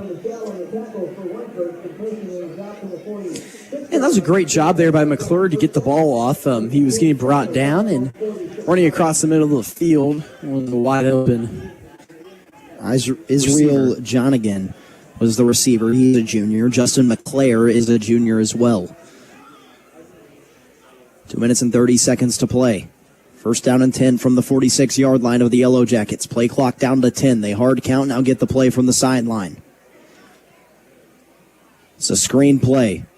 I thought it bounced off the turf. They say it doesn't. And does he get back to the line of scrimmage? Nah, it's a loss of 2. Offense has not been there for center tonight. It really hasn't. Like you said, Ryan, earlier, it seems like they're cycling the same 3 or 4 plays in every drive. And they haven't went to what was working, and that is having McClure run the football. Yeah. Second down and 12. There's 2 minutes and 15 seconds to play. McClure drops back to pass again. Fires a slant across the middle of the field. A gain of 3. Actually, a gain of 5. It'll be third down and 7.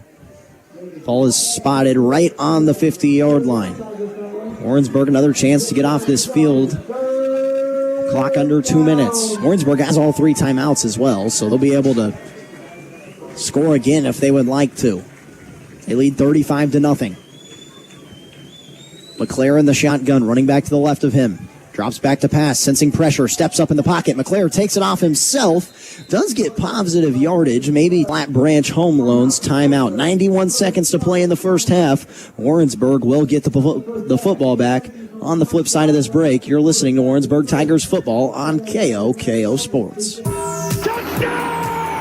It's time to stack the score. Hi, this is Annie from your Warrensburg IHOP. Warrensburg High School football is back in action, and so are we. After every home football game, everyone gets a free pancake for every touchdown our home team scores. So make plans to come on in and celebrate your Warrensburg Tigers at your Warrensburg IHOP. Every Friday after home games. IHOP Warrensburg. We stack the score.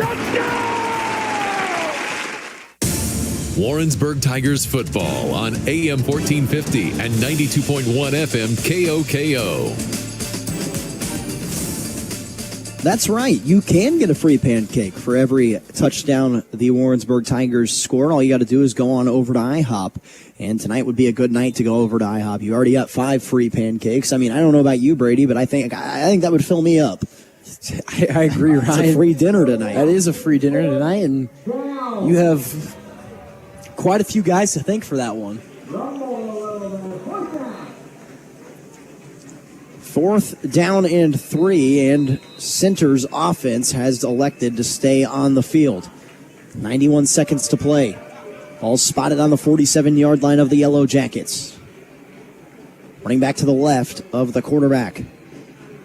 McClure, straight drop back to pass. He's sensing pressure. McClure flips it out to his tight end. A very nice play. And McClure gets it off to the running back, Augie Banyan, who gets the first down. That one just fluttered through the air, but Banyan was all alone. And a first down. Ryan, I kind of was seeing glimpses of Will Levis there when that ball went in the air. I was like, oh no, where's this ball going? And then they made a really good play. McClure, clock rolling at 1:14. Drops back to pass, throws out to the right side, and a gain of maybe 1. And we apologize if you're watching this game on MoSportsZone.com. Well, if you're not, you should. Okay, go to the MoSportsZone app, MoSportsZone YouTube channel, or MoSportsZone.com, and you can see all the live coverage. But there's a pole right in the middle of our press box, and it's the window. There's not really anything that we can do to move the camera. We've explored other options. Hopefully one day we'll find something. McClure fires across the middle of the field, a gain of 6. But the press box we were in week 1, our first home game, was very nice for the camera, but we've been moved to an actual press box. There's not really a whole lot we can do, so apologies for that. 3 receivers to the bottom of the screen, running back to the left. Clock down to 30 seconds, and this is going to be a false start. Move the Yellow Jackets back 5 yards. And Ryan, one thing I think that's hurting is how the quarterback runs over to the sideline, of course, gets the plays, but it doesn't seem like there's much communication. It seems like the receivers aren't coming all the way in to get the play call. Well, I'm also just really confused why. I don't know if you noticed this, but the slot receivers for Center keep moving back right before the play starts. I don't know why they're doing that. 3rd down and 9 yards to go. They'll roll the clock here with 26 seconds to play. Center's got to go, and they're just taking their time. Game clock under 20. They finally snapped the football. That should have been a false start. Fire across the middle of the field and incomplete. No flag. Man, they're taking so much time, and the clock stops with 11 seconds to play in the Warrensburg Ford first half. Ryan, I know there's very little seconds left, but the question is, do you tell McClure to go for an end zone shot, or do you tell him to run back and drain out this clock right here? Yeah, that's not crazy to say that, because Warrensburg you don't want to try to give the ball to Warrensburg at all. As the head referee talks to his umpire, I don't know what they're talking about. The bells are going off here in Warrensburg. Again, the score is 35-0. I mean, if you're center, because Warrensburg gets the ball at halftime too. We haven't even talked about that. If you're center, you got to try to find a way to score here. Would be ideal. They'll reset the play clock and finally chop the play in. 11 seconds to play. It's 4th down and 9 yards to go to get the Fox Heating and Cooling first down. McClare in the shotgun. 4 down linemen and a false start. It's been like this every play. The receivers run before the quarterback snaps the football. It really looks like, Ryan, that the center, or I don't know if it's the entire line's a little bit delayed on it, because you can see him give his motion and gesture to get the snap, but he's not getting it right away. But the receivers are jumping the gun really early.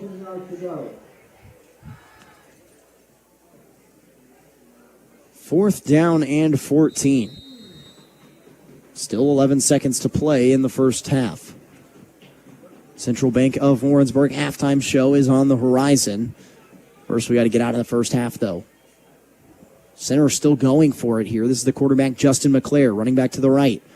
McClare, straight drop back to pass, happy feet, and he's sacked. Trevin Murphy brings him down right at the 50-yard line, and Warrensburg takes over. There's still 7 seconds in this game. I mean, Warrensburg has 2 timeouts. They could think about trying to score. I don't know.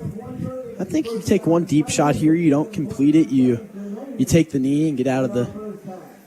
Well, or another thing you could do, and I don't know, Warrensburg might be content taking a knee here. You could just throw the ball near the sideline, or really anywhere, call a timeout on an easy completion, get a few yards, and then go for the deep ball. There's 7.1 seconds left, and you have 2 timeouts.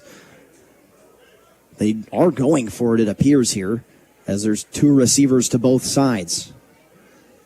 The running back is Smith. The quarterback is Mannering.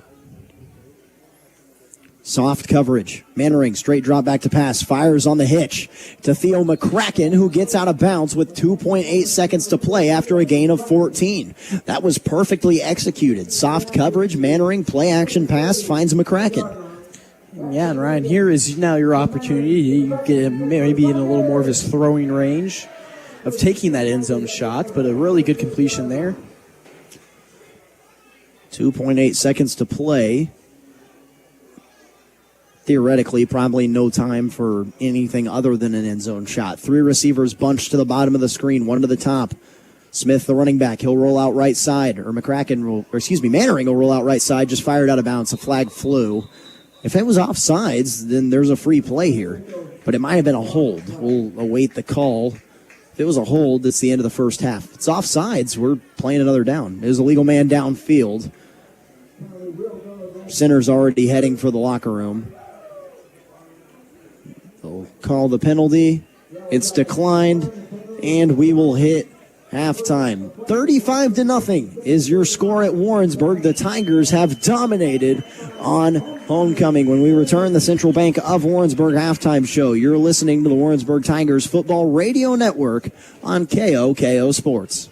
Seth from Kansas City. Warrensburg Ford just made me another happy customer. Ready, set, Ford. It's game time at Warrensburg Ford, and we're offering savings that will make you a winner. How about 2025 Ford F-150 XLT with low 3.9% financing for 72 months with approved credit, plus $3,250 in savings. It's a great way to tailgate in your new F-150 from Warrensburg Ford. Hi, I'm Evan Harris, and the tradition of making happy customers continues at Warrensburg Ford.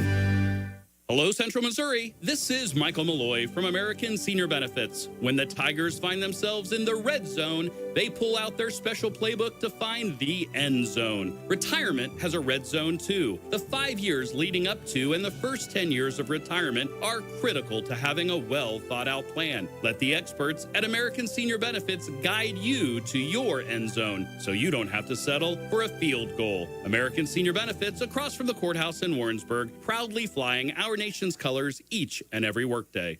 Let's be honest, football isn't the only thing with ups and downs lately. Mortgage rates have been moving too, and Travis Fleming at Flat Branch Home Loans is here to help. If you bought a home when rates were around 8% or higher, now might be the perfect time to call a timeout and refinance or even consolidate some debt. And for all the first-time buyers, don't sit on the sidelines. Travis would love to help you get in the game and score a home. Travis Fleming with Flat Branch is your playbook for smarter home loans. Find Travis on the web today at flatbranchhomeloans.com/Warrensburg. I'm Adam from Raymore, and Warrensburg Chrysler just made me another happy customer. It's the Drive into Fall sales event at Warrensburg Chrysler. Now's a great time to climb behind the wheel of a 2025 Ram 1500 with huge savings on most models with up to $5,250 on Ram DT Crew Cab Limited 4x4. Whether you take the woods or the highway to work, count on Ram and Warrensburg Chrysler. Hi, I'm Evan Harris, and the tradition of making happy customers continues at Warrensburg Chrysler. Looking for more than just a healthcare provider? At Western Missouri Medical Center, we're your dedicated partner for health. Our team of expert specialists, advanced treatments, and cutting-edge technology means you get the care you need when you need it most. We're proud to care for the community we call home, and we're here to support your health at every stage of life. Learn more at WMMC.com. Western Missouri Medical Center, your partner for health. Welcome to Home Improvement, Improved. At Central Bank, our home equity loans help you make your dream home a reality. With our experienced local lending team and a lower interest rate than a credit card, you'll have more flexibility and the cash you need to update your home the way you want to. Because we do banking better. Visit any of our convenient locations or apply online. Central Bank. Strong roots. Endless possibilities. Member FDIC, Equal Housing Lender. Hi, it's me, your little round buddy teed up on the first hole at Mules National Golf Club. Whee! Now, I'm rolling down the beautiful Zoysia fairway. Nice shot. Yahoo! Ugh, whoopsie. You hit me in one of their beautiful white sand bunkers. Whoa! I'm high over the water on the Island Green 18th hole. Whew! Safe on the green. Now just put me in the hole. That's a birdie! Book your tee time today at mulesnational.com. It's time to stack the score. Hi, this is Annie from your Warrensburg IHOP. Warrensburg High School Football is back in action, and so are we. After every home football game, everyone gets a free, that's right, free pancake for every touchdown our home team scores. So make plans to come on in and celebrate your Warrensburg Tigers at your Warrensburg IHOP. Every Friday after home games. IHOP Warrensburg. We stack the score. You're listening to Warrensburg Tigers Football on AM 1450 and 92.1 FM KOKO. Well, it's homecoming here in Warrensburg, and as they get all those festivities started here at halftime, we'll go ahead and kick off the Central Bank of Warrensburg halftime show. Your hometown-operated bank with 4 locations to better serve you: Warrensburg, Holden, Odessa, and Higginsville. We live where you live. Member FDIC, Equal Housing Lender. Ryan Retone, Brady Retone, alongside you. Zach Schmidt is our studio engineer tonight. It is 35-0, and Brady, why don't you go ahead and let's talk about what we saw in the first half. You know, Ryan, I saw pure dominance from Warrensburg, and the boys in crimson are going, and that's something that we haven't seen the past couple weeks. And it's good to see them hit that kind of stride where they look good. They're holding on to the football. They're getting takeaways, and they're really just, there's been 2 possessions where they have failed to score on. Yeah, they've played very well.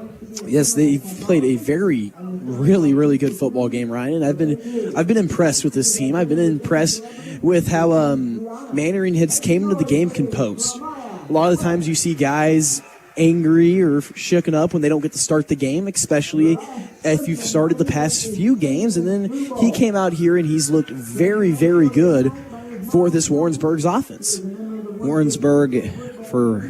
Warrensburg, Camden Mannering has 2 passing touchdowns. It was one to Dorian Lee, that, as I get it pulled back up, and that one was a 21-yard touchdown strike on a broken play. And on his very first play from scrimmage, he fired a 13-yard touchdown pass to Dominique Mayhem. That's probably been his favorite target of the year. A.J. Smith has 1 rushing touchdown. Cruz Villegas has a 71-yard punt return, and Trevor Shaw has a 57-yard scoop and score for the second straight week. And this might be the lone team in the state of Missouri to do this. For the second straight week, they have scored 14 points in 30 seconds. That's almost an absurd stat to me. You can't make it up. 2 turnovers, 4 center. And they had that weird fake punt where they faked the punt from, literally the punter, if he took a step back, would have went out of the back of the end zone for a safety. And he decided to take off. I don't know what he was doing there still. I don't know if that was designed or what. I really don't know either, Ryan. It was a very bold play call, and you know what? It almost worked out. Yeah, well, you got to be pretty happy if you're Coach Kavanaugh after, no doubt about it. Not the week you wanted, right, Brady, last week? But, hey, they're getting the job done right now, and I'm very impressed with the way, like you said, that Mannering just came into this game, and there was no letdown for him, no disappointment that he didn't start. And we don't know, really, unfortunately. It could have been that he was still technically the starter, but they just wanted to rush the ball with Cruz Villegas, and it worked so well. I mean, let's be fair. We only saw 9 plays before Camden Mannering went into the game, and they were all 9 rushes. Only one of them was to Villegas. The other 8 were to A.J. Smith. So give the benefit of the doubt. You don't know what the situation was there. But either way, Mannering handled it extremely well. The band's on the field, and everyone's smiling as the homecoming court is being introduced here at Warrensburg. Brady, what would you like to see out of Warrensburg in the second half? I know that more than likely we're going to see the bench come in. We'll see a lot of the JV. Do you think that there's something you would like to see in this first or second drive that they need to get right before they go on the road to Clinton next weekend?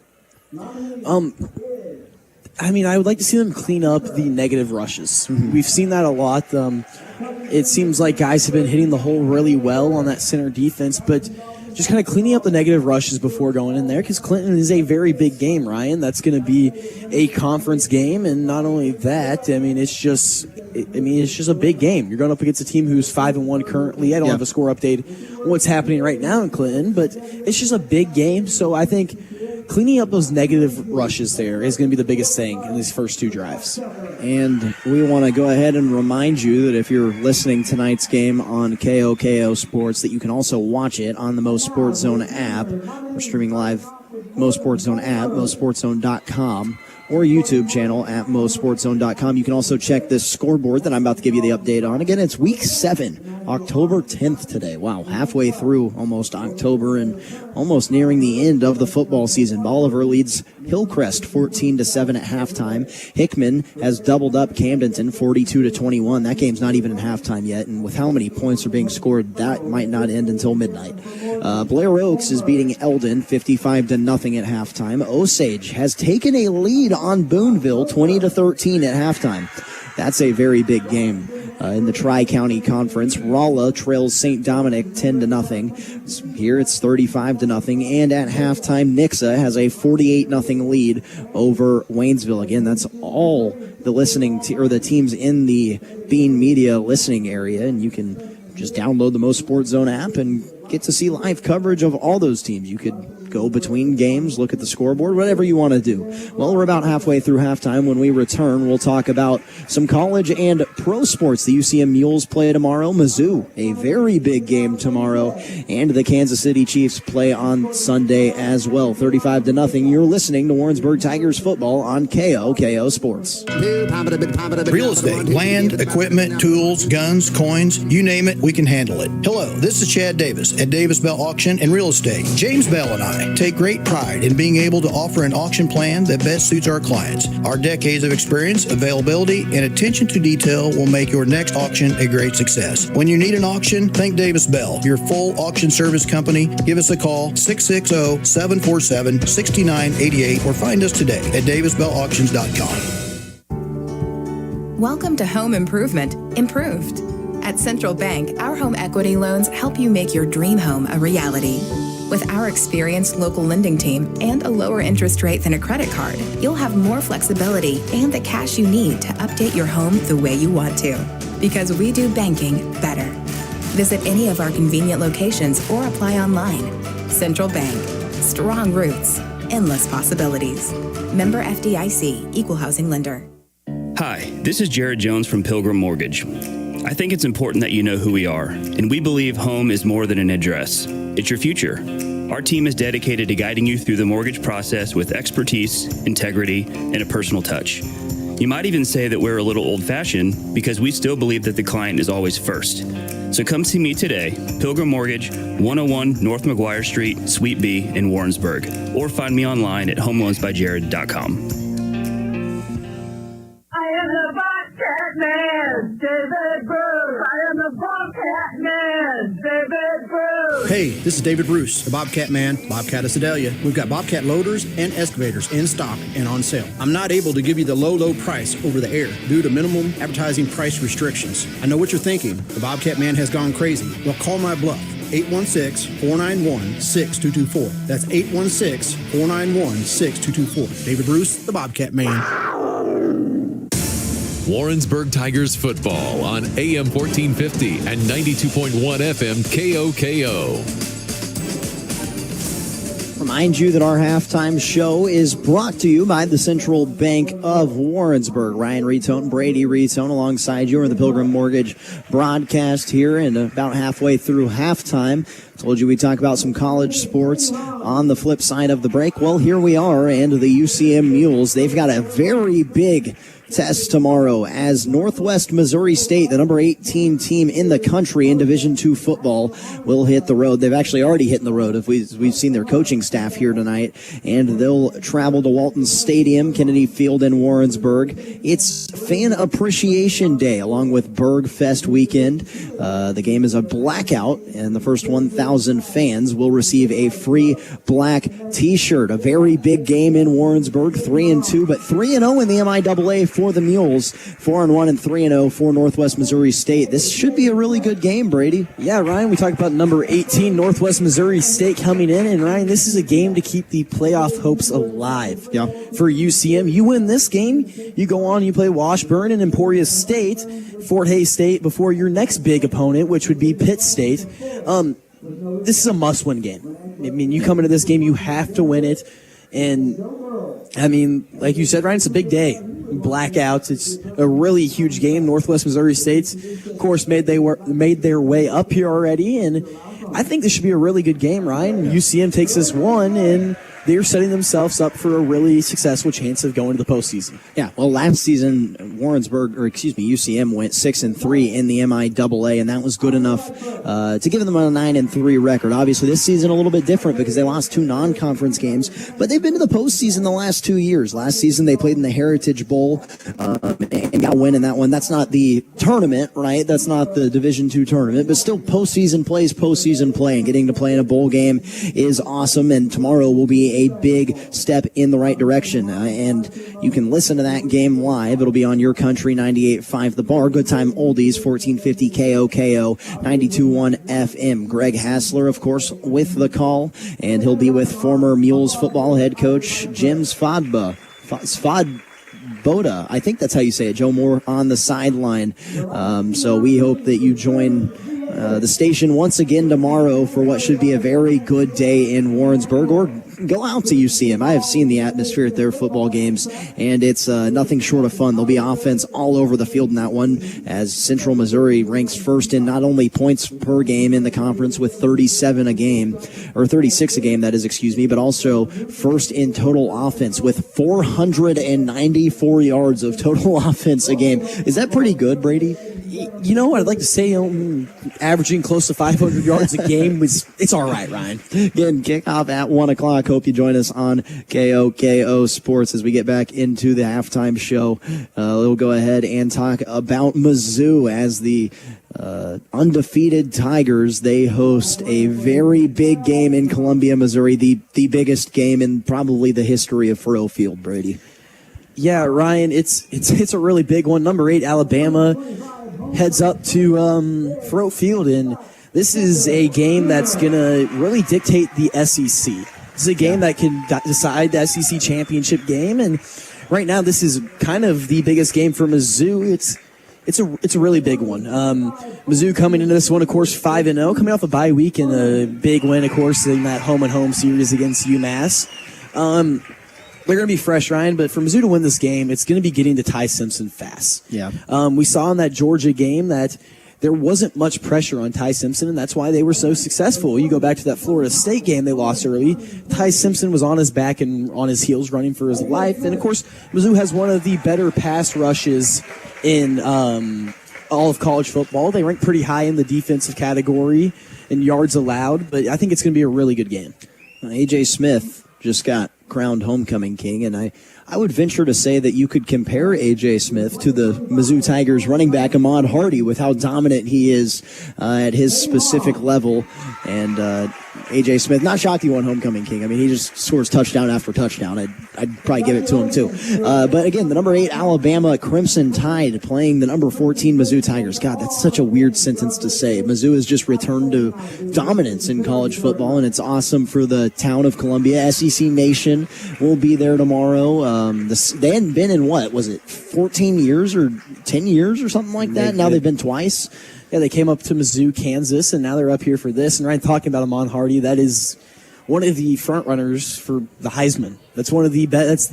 People compare him and say he is the best back in all of college football, and he's really 730 rushing yards. And that's also while splitting reps. Yeah, he averages 7.3 yards a carry, or just under, about 7.1 on 103 carries, 9 touchdowns in 5 games. Again, kickoff for that one is 11 a.m. You can catch it live on ABC.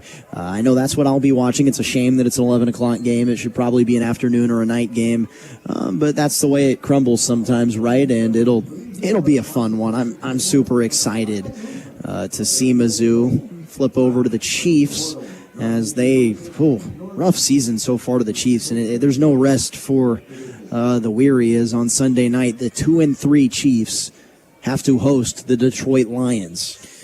Ryan, the Detroit Lions is a very, very scary team with Jahmyr Gibbs and David Montgomery in that backfield. That is probably the best backfield. Actually, I'm not going to say probably is. It is the best backfield in all of the NFL.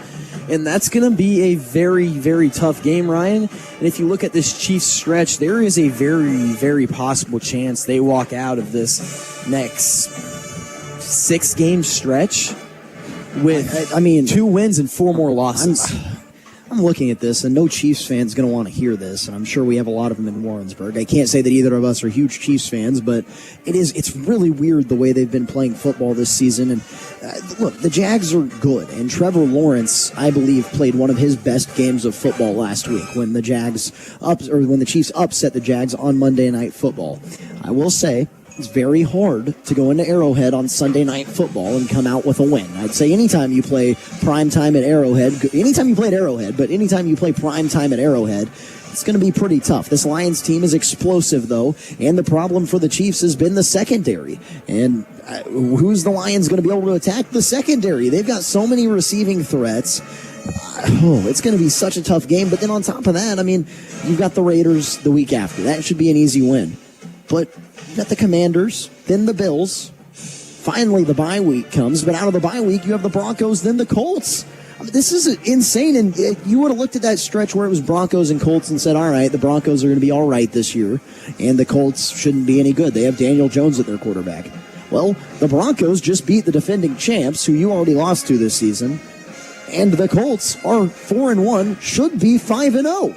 And Ryan, you say Daniel Jones. Daniel Jones might be the best quarterback. He might be the MVP frontrunner right now. And that's just crazy to say that Daniel Jones is the frontrunner for the MVP. I mean, you look at this Colt team to start this year. They had a bad year last year, and then you're like, oh, great. Daniel Jones is taking over after Anthony Richardson.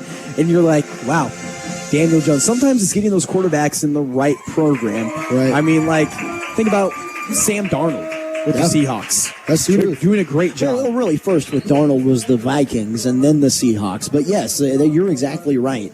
And as we wind down the Central Bank of Warrensburg halftime show, we'll take our final break. When we return, we'll talk about district standings, what the implications are, and where Warrensburg might head, because we're only a few weeks out from postseason football. Again, 35-0 is your halftime score. You're listening to Warrensburg Tigers football on KOKO Sports. Beth from Warrensburg. Warrensburg Ford just made me another happy customer. Ready, set, Ford. It's game time at Warrensburg Ford, and we're offering savings that will make you a winner. How about 2025 Ford F-150 XLT with low 3.9% financing for 72 months with approved credit, plus $3,250 in savings. It's a great way to tailgate in your new F-150 from Warrensburg Ford. Hi, I'm Evan Harris, and the tradition of making happy customers continues at Warrensburg Ford. Let's be honest, football isn't the only thing with ups and downs lately. Mortgage rates have been moving too. And Travis Fleming at Flat Branch Home Loans is here to help. If you bought a home when rates were around 8% or higher, now might be the perfect time to call a timeout and refinance or even consolidate some debt. And for all the first-time buyers, don't sit on the sidelines. Travis would love to help you get in the game and score a home. Travis Fleming with Flat Branch is your playbook for smarter home loans. Find Travis on the web today at flatbranchhomeloans.com/Warrensburg. Welcome to Home Improvement, Improved.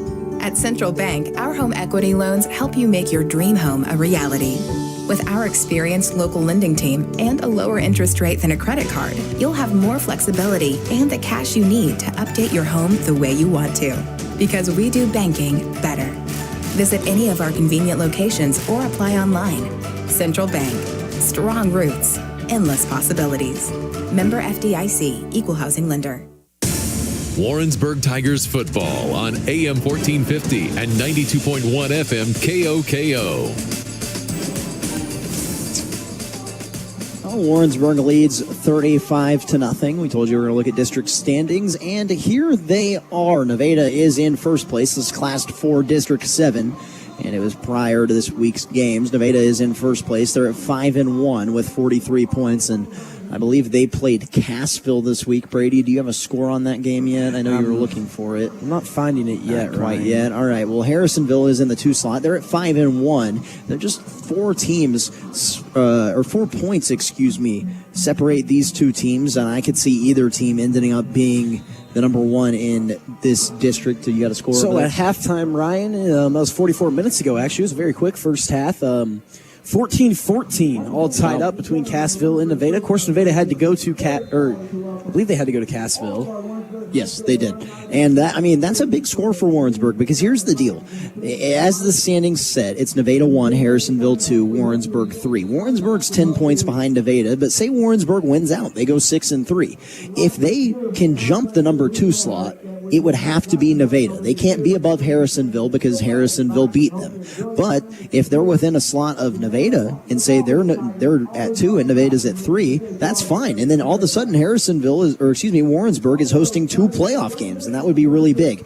In the 4 spot, only 2 points behind, or actually only 2 points behind Warrensburg is Lincoln College Prep. They're in the 4 slot. Raytown South at 0-6 is in the 5. Pleasant Hill 1-5 is the 6. Warrensburg has the head-to-head against them. And Southeast is in the 7th. They're 0-6 on the season and well in the basement of the district. And how the playoff system works is Nevada or Harrisonville, whoever the 1 seed ends up being, will get a bye the first week of the season. 2 will take on 7. 6 will travel to 3, and 5 will travel to 4. Right now, Warrensburg would host Pleasant Hill in a playoff game, which I'm sure they would be very happy about. But if Warrensburg could sneak into that 2 spot, that'd be huge. They'd get to host 2 playoff games. Brady, how big is hosting a playoff game? Ryan, it's really big. You go to a place, you might have to travel some distance, but just getting to play at home and knowing that you get to relax on your Friday instead of hopping on a bus and already a very nerve-wracking game being the playoffs because, hey, for a lot of people, is their last football game. Yeah. So hopping on that bus and going somewhere just makes it a little bit harder to win those football games. But just knowing you can stay at home and you have your people behind you, it's a great feeling. You're playing on your turf, and you always love to defend your turf. Yeah, and of course, I mean, this is so odd. I've never seen it to where, like, center wasn't on their sideline. This ball should be being chopped in. I think we might see center take a penalty here as finally Warrensburg takes the field. Warrensburg's receiving the second half kickoff. But like I said, I think that it's such a big deal just because of, like, travel, right? I mean, getting on a bus, it changes everything. You might have a completely different schedule at home than you do on the road. I know when both of us played high school football, it was a very tight schedule when you played a home game. You didn't even leave when you played at home. When you played on the road, sometimes you were having to get out of class early. You weren't getting to eat. You were getting on a bus, whatever. Like, it's a big difference. Playing at home, not only for your fans, but just for routine, is always nice. That's also the comfort there. A lot of guys tighten up on longer bus rides, and it's a hard point to be at there, especially. Well, it is 35-0. That's your score at halftime, and Warrensburg is set to get the second half kickoff. I was trying to pull back up the roster. They do electronic rosters here at Warrensburg, and my phone was not cooperating, so I was really starting to freak out there. But here we go. Finally, after, it's so odd, I've never seen that long of a break, where this is the first time we're going to see a kickoff here for center. Don't got the number on the kicker quite yet.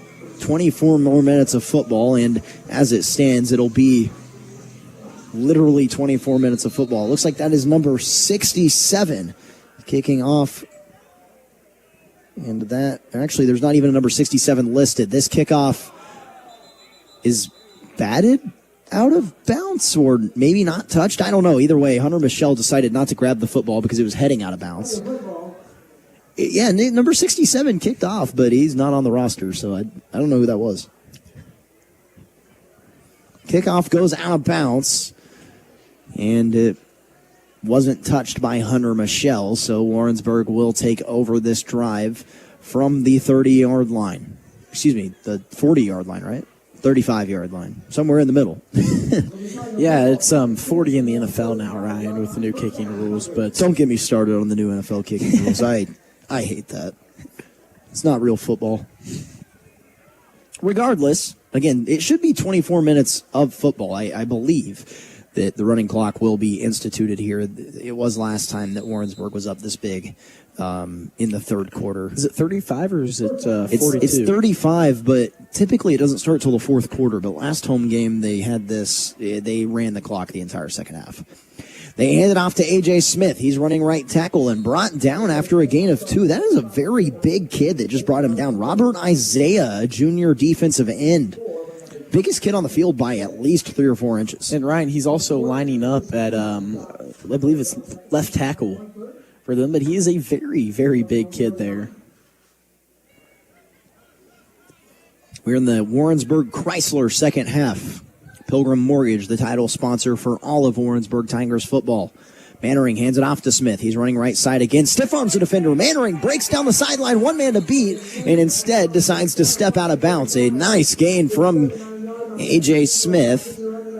He steps out of bounds at the 39-yard line, already into opponent territory. And that's what I'm talking about right there, Ryan, was getting rid of those negative plays. Yes, the initial hit was in the backfield, but a great job of continuing there and fighting through some contact was A.J. Smith. First down and 10. Already a minute off the clock. In the third quarter, Mannering is the quarterback. 3 receivers to the top of the formation along with the tight end. They're stacked in a straight line. Hand it off to Smith. Smith breaks through an arm tackle at the line of scrimmage. Well, now he's being brought down by the same tackler, but it was a gain of 4. That's actually very nice from the running back, Augie Banyan. Running back / linebacker. A lot of these players having to play 2 ways, which is something we're not really accustomed to watching Warrensburg play. I'd say maybe 4 or 5 guys play both sides of the ball for Warrensburg, but for For Center, it's the whole team. They don't have a lot of people over there. All right, that was one thing we kind of pointed out in the pregame show was the difference in roster size. Smith the back. They fake the handoff. Rolling out left side, a defensive end. Whoa, what a move to escape from Mannering. Mannering steps up now, fires to Theo McCracken, and in and out of his hands. That was such a good play from Camden Mannering. And the pump fake there got him jumping. Yeah. That was really awesome there by Mannering. And it was just one of those plays where it would have been huge if the pass is completed, but you can't be too mad that it wasn't because he evaded the sack there and got the ball out. Well, the defensive end as well that stopped him was Israel Jonigan, and he's a wide receiver. So the fact that Mannering was able to make the wide receiver miss, it's not like he made some clunky defensive lineman miss. It was a pretty good athlete. Clock is rolling here. We've already played 3 minutes in the third quarter. They'll hand it off to Smith on 3rd down and 5. Smith, lots of running room. He's being tugged down by his jersey, breaking a tackle, and finally spun down inside the American Senior Benefits red zone at the 15-yard line for a Fox Heating and Cooling first down. I see the Amon Hardy comparison there. It's a really good run there. It's so hard to bring him down. No, it really is. A.J. Smith stays on his feet well, and I mean, from here you can tell by his leg size that he's a very strong kid, and a great run there by A.J. Smith. 8 minutes and 45 seconds to play in the third quarter. First down and 10 on the 17-yard line. Mannering gets the snap, hands it off to Smith. Smith makes a man miss. One guy to juke. He does it, breaks the plane. Touchdown, Tigers. Smith's second rushing touchdown of the game, and it's 41-0. It's crazy to say in a 41-0 game that A.J. Smith only has 2 touchdowns, Ryan. I know. Every game I have done where Warrensburg has blown out the opponent, he has had 2, 3, 4 touchdowns. He broke the rushing record here on the home opener. 2 touchdowns for him tonight. Doesn't matter, though, because it's a 41-point lead. I'd imagine that's the last drive we'll see out of the Warrensburg offensive starters. Snap back, hold down, kick is up, and it's good. 42-0. A.J. Smith goes to the house. Warrensburg leading big on homecoming. You're listening to Tigers football on KOKO Sports. Real estate, land, equipment, tools, guns, coins, you name it, we can handle it. Hello, this is Chad Davis at Davis Bell Auction and Real Estate. James Bell and I take great pride in being able to offer an auction plan that best suits our clients. Our decades of experience, availability, and attention to detail will make your next auction a great success. When you need an auction, think Davis Bell, your full auction service company. Give us a call, 660-747-6988, or find us today at davisbellauctions.com. Warrensburg Tigers football on AM 1450 and 92.1 FM KOKO. It's all Tigers on homecoming. Warrensburg has a 42-0 lead. The clock has ran the entire second half here as there is 8 minutes and 35 seconds to play. Ethan Hook's kick is off, returned at the 10-yard line. Switching fields now to the far sideline. There's a hold penalty thrown and maybe got out to the 18-yard line, but there's actually a face mask on the receiving team. So not good field position for Center, and they probably need it in the worst way. Right, I don't believe that one was Ethan Hook. It's number 87. I believe, and I could be wrong, Brady, I think Hook has changed numbers to no, he hasn't. There's another kicker out there. You're right. And he's not on the roster. That's always good, right? I could be wrong. I think these are new jerseys for Warrensburg. I noticed about halfway through the season that they had different numbers. Some of the guys did. I know that when Colton was doing the game at Pleasant Hill, that A.J. Smith was wearing number 22 instead of number 4, so there's just some weird things going on. Never know when you're calling high school football what'll happen. They do call the holding penalty. It backs Center all the way up inside their own 10-yard line. They'll start this drive at the 9. Quarterback again is Justin McClare. It feels like it's been forever since McClare's been on the field. Clock rolling at 7 minutes and 18 seconds to go in the third quarter. First down and 10. McClare drops back to pass. Throws right to the defensive back for Warrensburg. He intercepts it on the far sideline, and he's leveled way late out of bounds. It was another interception. by Shaw.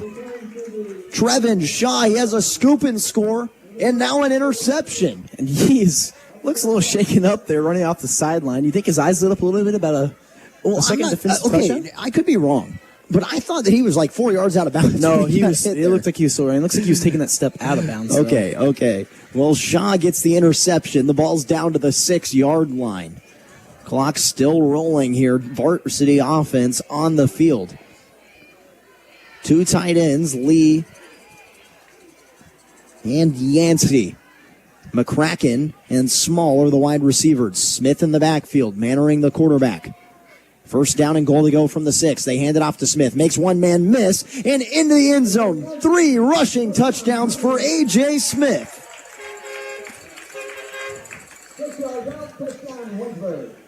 At this point, it's just getting a little too easy for Warrensburg. Ryan, I'm a little confused here. They're stopping the clock after touchdowns. Yeah, I don't know why they're doing that. You're not supposed to do that. Maybe it's because the clock is running in the third quarter, because I don't think that running clock is technically supposed to start until the fourth quarter, if I'm not mistaken. At least that's how it is in basketball and some other sports. So 48-0. Ethan Hook is on to attempt the PAT. At least I think it's Ethan Hook. It might be the other guy that we don't have a number on. Snap back, hold up, or hold down, kick up, and good. It was Ethan Hook. And with 6:12 to play, another IHOP touchdown. Warrensburg leads 49-0 on KO Sports. Welcome to Home Improvement Improved. At Central Bank, our home equity loans help you make your dream home a reality. With our experienced local lending team and a lower interest rate than a credit card, you'll have more flexibility and the cash you need to update your home the way you want to. Because we do banking better. Visit any of our convenient locations or apply online. Central Bank. Strong roots. Endless possibilities. Member FDIC. Equal housing lender. AM 1450 and 92.1 KOKO with Warrensburg Tigers Football.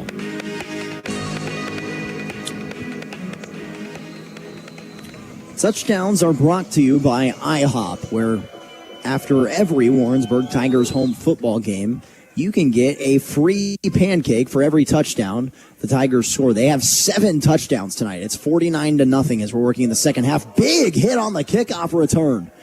Number 34, Eric Williams, the sophomore, was firing down on the kickoff and drilled the return man at the 25-yard line. Well, it was one play and an interception for Center on the last drive. It led to A.J. Smith's third IHOP rushing touchdown of the game.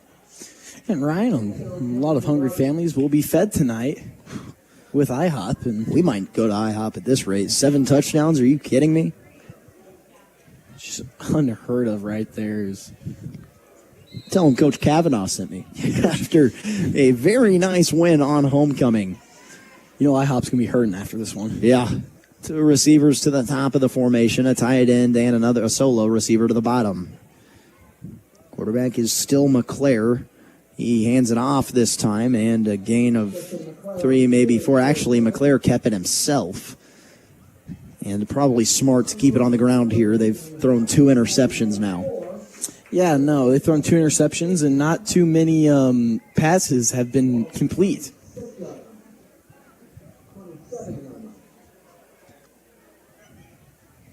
$49-0 is the score here for Warrensburg. McClare, straight drop back to pass on second down and 5. This one's intercepted. Are you kidding me? Running down the right sideline. I will give you one guess on who got the interception. It was Trevin Shaw. He had 3 interceptions in a game at Pleasant Hill, had 1 last weekend, and now has 2 tonight. Ryan, he's really pushing the edge there of having a second touchdown of the game. That one, he was 1 tackle away. But Trevin Shaw, have yourself a night. 3 takeaways from the kid alone. Oh, my goodness. Trevin Shaw has emerged as a superstar here on the defense. Not very many times that you can say that a defensive back is a superstar, right, for a football team. But Shaw just is that. He might as well play for the offense at this point. And these starters are staying out there on the field. It looks like we got a couple. No, it looks like all of them. That's the starting offense here, trying to prove a point. 49-0 is the lead. Clock still running. Mannering in the pistol. He hands it off to A.J. Smith. Smith breaks a tackle. Smith, one play, one touchdown. A 13-yard rush. And Warrensburg has scored again. This is football on rookie mode. That's one way to put it right there. Ryan, A.J. Smith is kind of a boosted 99 overall running back. Yeah. And, he's running all over the place, and no one is stopping him. It's 55-0. And we talked about A.J. Smith only having 2 touchdowns earlier, and now he's doubled it and got it up to 4 touchdowns, right? I'd say 4 touchdowns is a pretty good night. Snap back, hold down, and the PAT is good from Ethan Hook. 56-0. Warrensburg can't stop scoring the football on KO Sports.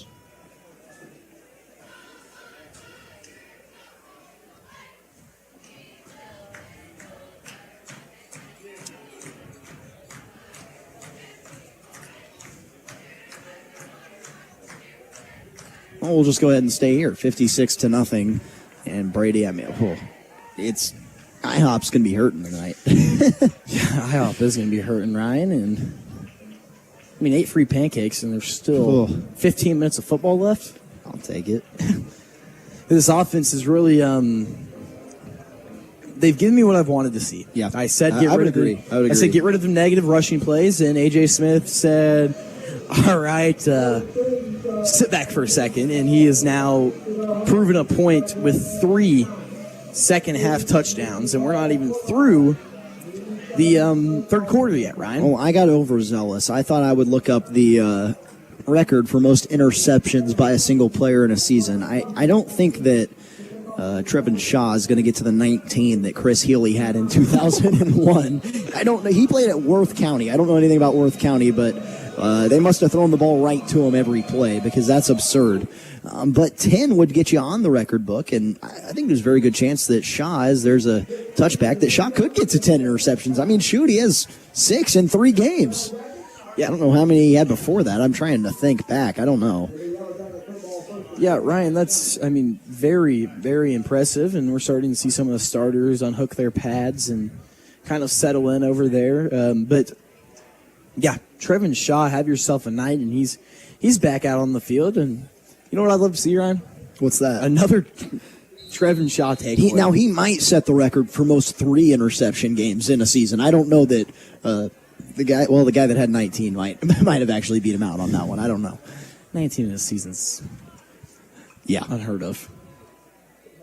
Well, McClare has thrown interceptions on both second-half drives. He receives the snap. He's passing again. Oh, my goodness. Almost stays in bounds. It was thrown to the far sideline, not to a player for the center Yellow Jackets, but to a Tiger who was sitting alone at the 45-yard line, but it went barely out of bounds. For a minute there, I thought he was maybe Tony Toe Tap. Yeah, he tried. My favorite part about this, and I don't really know, but I think Shaw is actually a safety or even really plays at linebacker sometimes. He's not a cornerback. McClare drops back to pass again and bounces it into the turf. The intended receiver was the gadget man, Ryland Russell. Punter, return man, pretty much does everything. Clock still running, 2 minutes and 40 seconds to play in the third quarter. And the Tigers lead 56-0. The Tigers on third down have been so impressive tonight, Ryan. Which has been their worst down of the season, I would say. They've struggled to get off the field on third down. Yeah, no, they've done a great job so far tonight on third down. And getting those stops and even pushing the plays back for negative yards. McClare, pump fakes, sensing pressure, rolls out right, now sets up, fires into triple coverage, and incomplete at the 50-yard line. It looked like a Hail Mary situation for Warrensburg Tigers, 2 center Yellow Jackets, and the ball hits the turf. Ryan, guess who was there to make the play? I bet it was Trevin Shaw. And it was Trevin Shaw. For a minute there, I saw him go up, and it looked like it hit his hands, and I'm like, there's no way he picks his ball off, but it was close to it, and it looks like the punt unit's going to come back out. And they're not dropping anyone back. After this punt, we'll give you your station ID that we owe you for the 9 o'clock hour. It is Ryland Russell back to punt as we near the 92nd mark to play in the third quarter. Russell's punt shanked. It's got side spin on it and will roll actually a very nice bounce all the way down to the 47-yard line.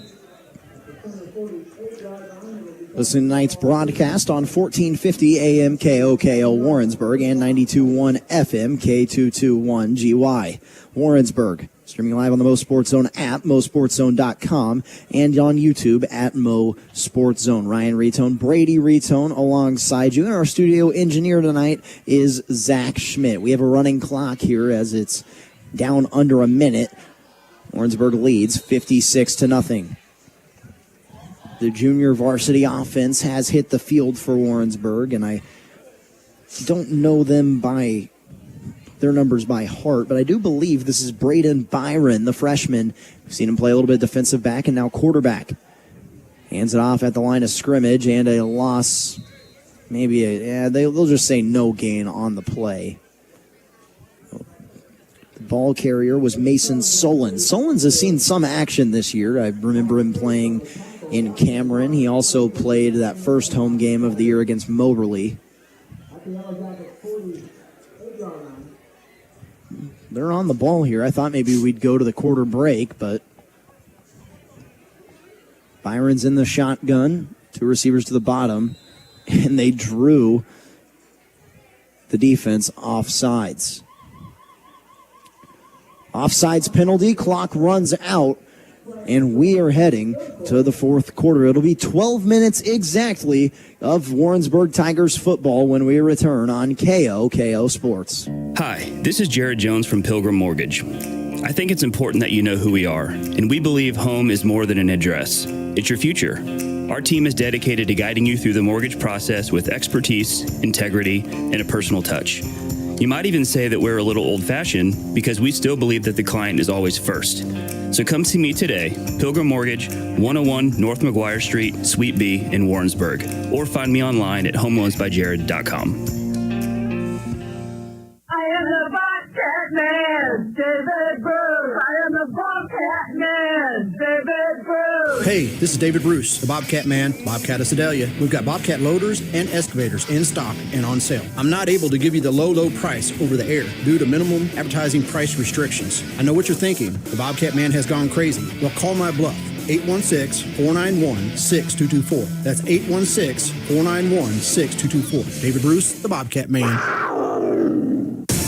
Warrensburg Tigers football on AM 1450 and 92.1 FM KOKO. Well, we've returned at the broadcast booth here in Warrensburg. Ryan Retone and Brady Retone's currently doing his best impersonation of a quarterback drawing a hard count up here. I wish you guys could have seen him. It was pretty good. It's the fourth quarter, and we're in the Warrensburg Chrysler second half, the Pilgrim Mortgage broadcast. Warrensburg leads 56-0. JV offense is in the game for Warrensburg. It's a handoff to Solons, and he'll move forward for a gain of 1. The clock didn't run. And the clock didn't run on the play. Let's start that clock. I'm sure the head referee is not very happy about that. So it's not exactly 12 minutes of football. I mean, where everyone is trying to get the clock started. Finally, it does.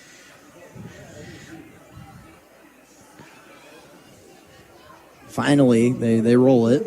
We're at 11 minutes and 45 seconds. Again, homecoming tonight for Warrensburg, and it's a very happy homecoming for them, I would say. The king was A.J. Smith, and he also has 4 touchdowns. Rolling out to pass now, and it's a completed pass for a first down. The quarterback on the play was Braden Byron, the freshman, and he picks up a first down completion. That was a pretty good ball. Right, that was a really good ball from Byron, the freshman quarterback, and a good play concept there. You get him on his feet. He looks like he throws pretty well on the run, pretty quick kid. Yeah. And a very good ball there to get the first down, and that's what you needed. Third down and long, complete a pass. Take a look at the MoSportsZone scoreboard. Bolivar leads Hillcrest 28-7 in the fourth quarter. Hickman is beating Camdenton 42-28. That game's still at halftime, as there's a handoff and a carry from Solons. That's good for a gain of 4 on first down. Yeah, that game's still at halftime. Blair Oaks beat Eldon 76-7. Boonville is up on Osage 27-7 in the 27-20 in the fourth quarter. St. Dominic beating Rolla 24-7 in the third quarter, and Nixa is up 54-14 on Waynesville. Again, that's a tough night for Eldon and Waynesville, who both have to play the number one team in their respective class. Nixa number one in Class 6, and Blair Oaks number one in Class 2. Probably could be number one in Class 4. 10 minutes and 20 seconds to play. They hand it off to Solons. Solons right up the middle, and a gain of 4. This is really the most we've seen the Warrensburg JV offense move the football this season. Most of the time, they've just went 3 and out. Ryan Solons did a really good job there running the football. He was kind of patient, weaving a little bit through defenders, and once he saw the hole, he hit the hole hard, and he got a pretty good gain there on the run. You'd have to imagine that Solons will be thrust into the role that Hunter Michelle is having this season and be the backup to that starting running back, probably get a few carries as A.J. Smith will graduate. High snap handled. They hand it off to Solons, and he has first down yardage. It'll be a Fox Heating and Cooling first down as the clock bleeds under 10 minutes to play in the fourth quarter.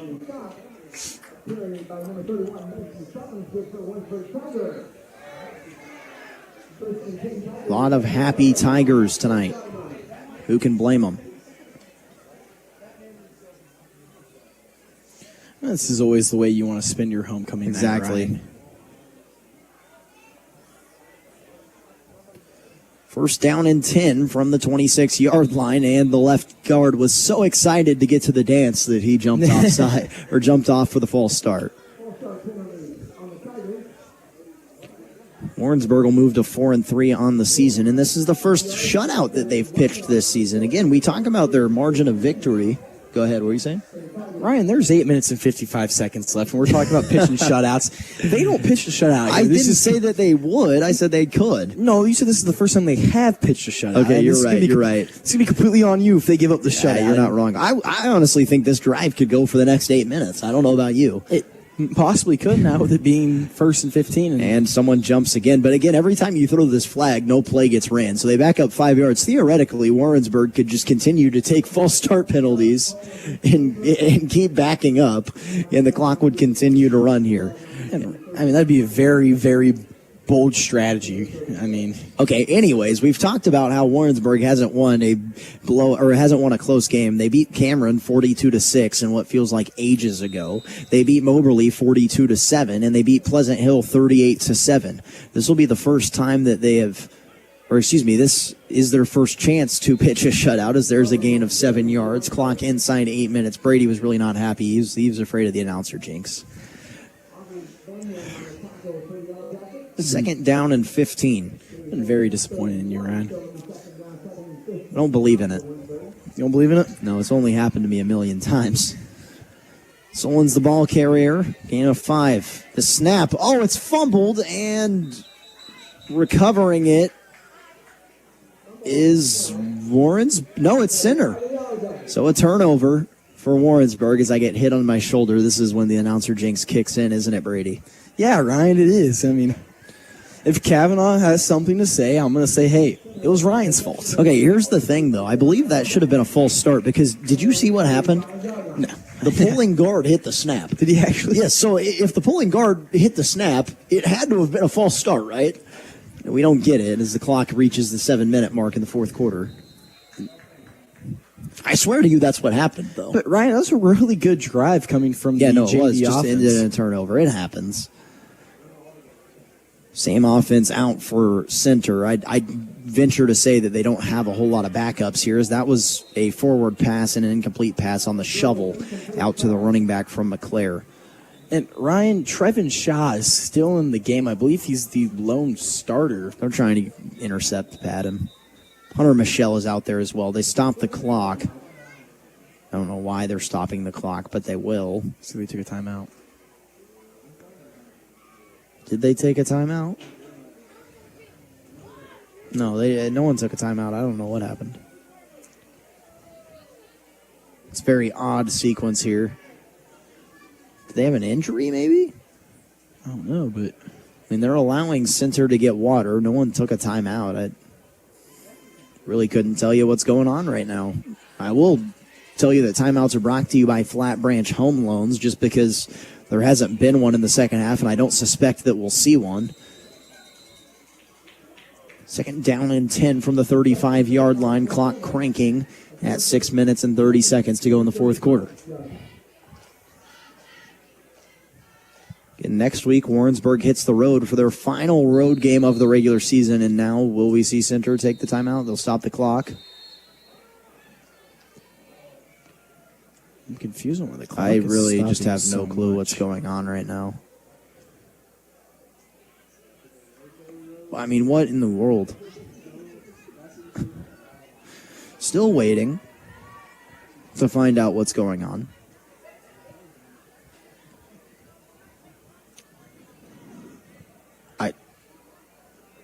What in the world?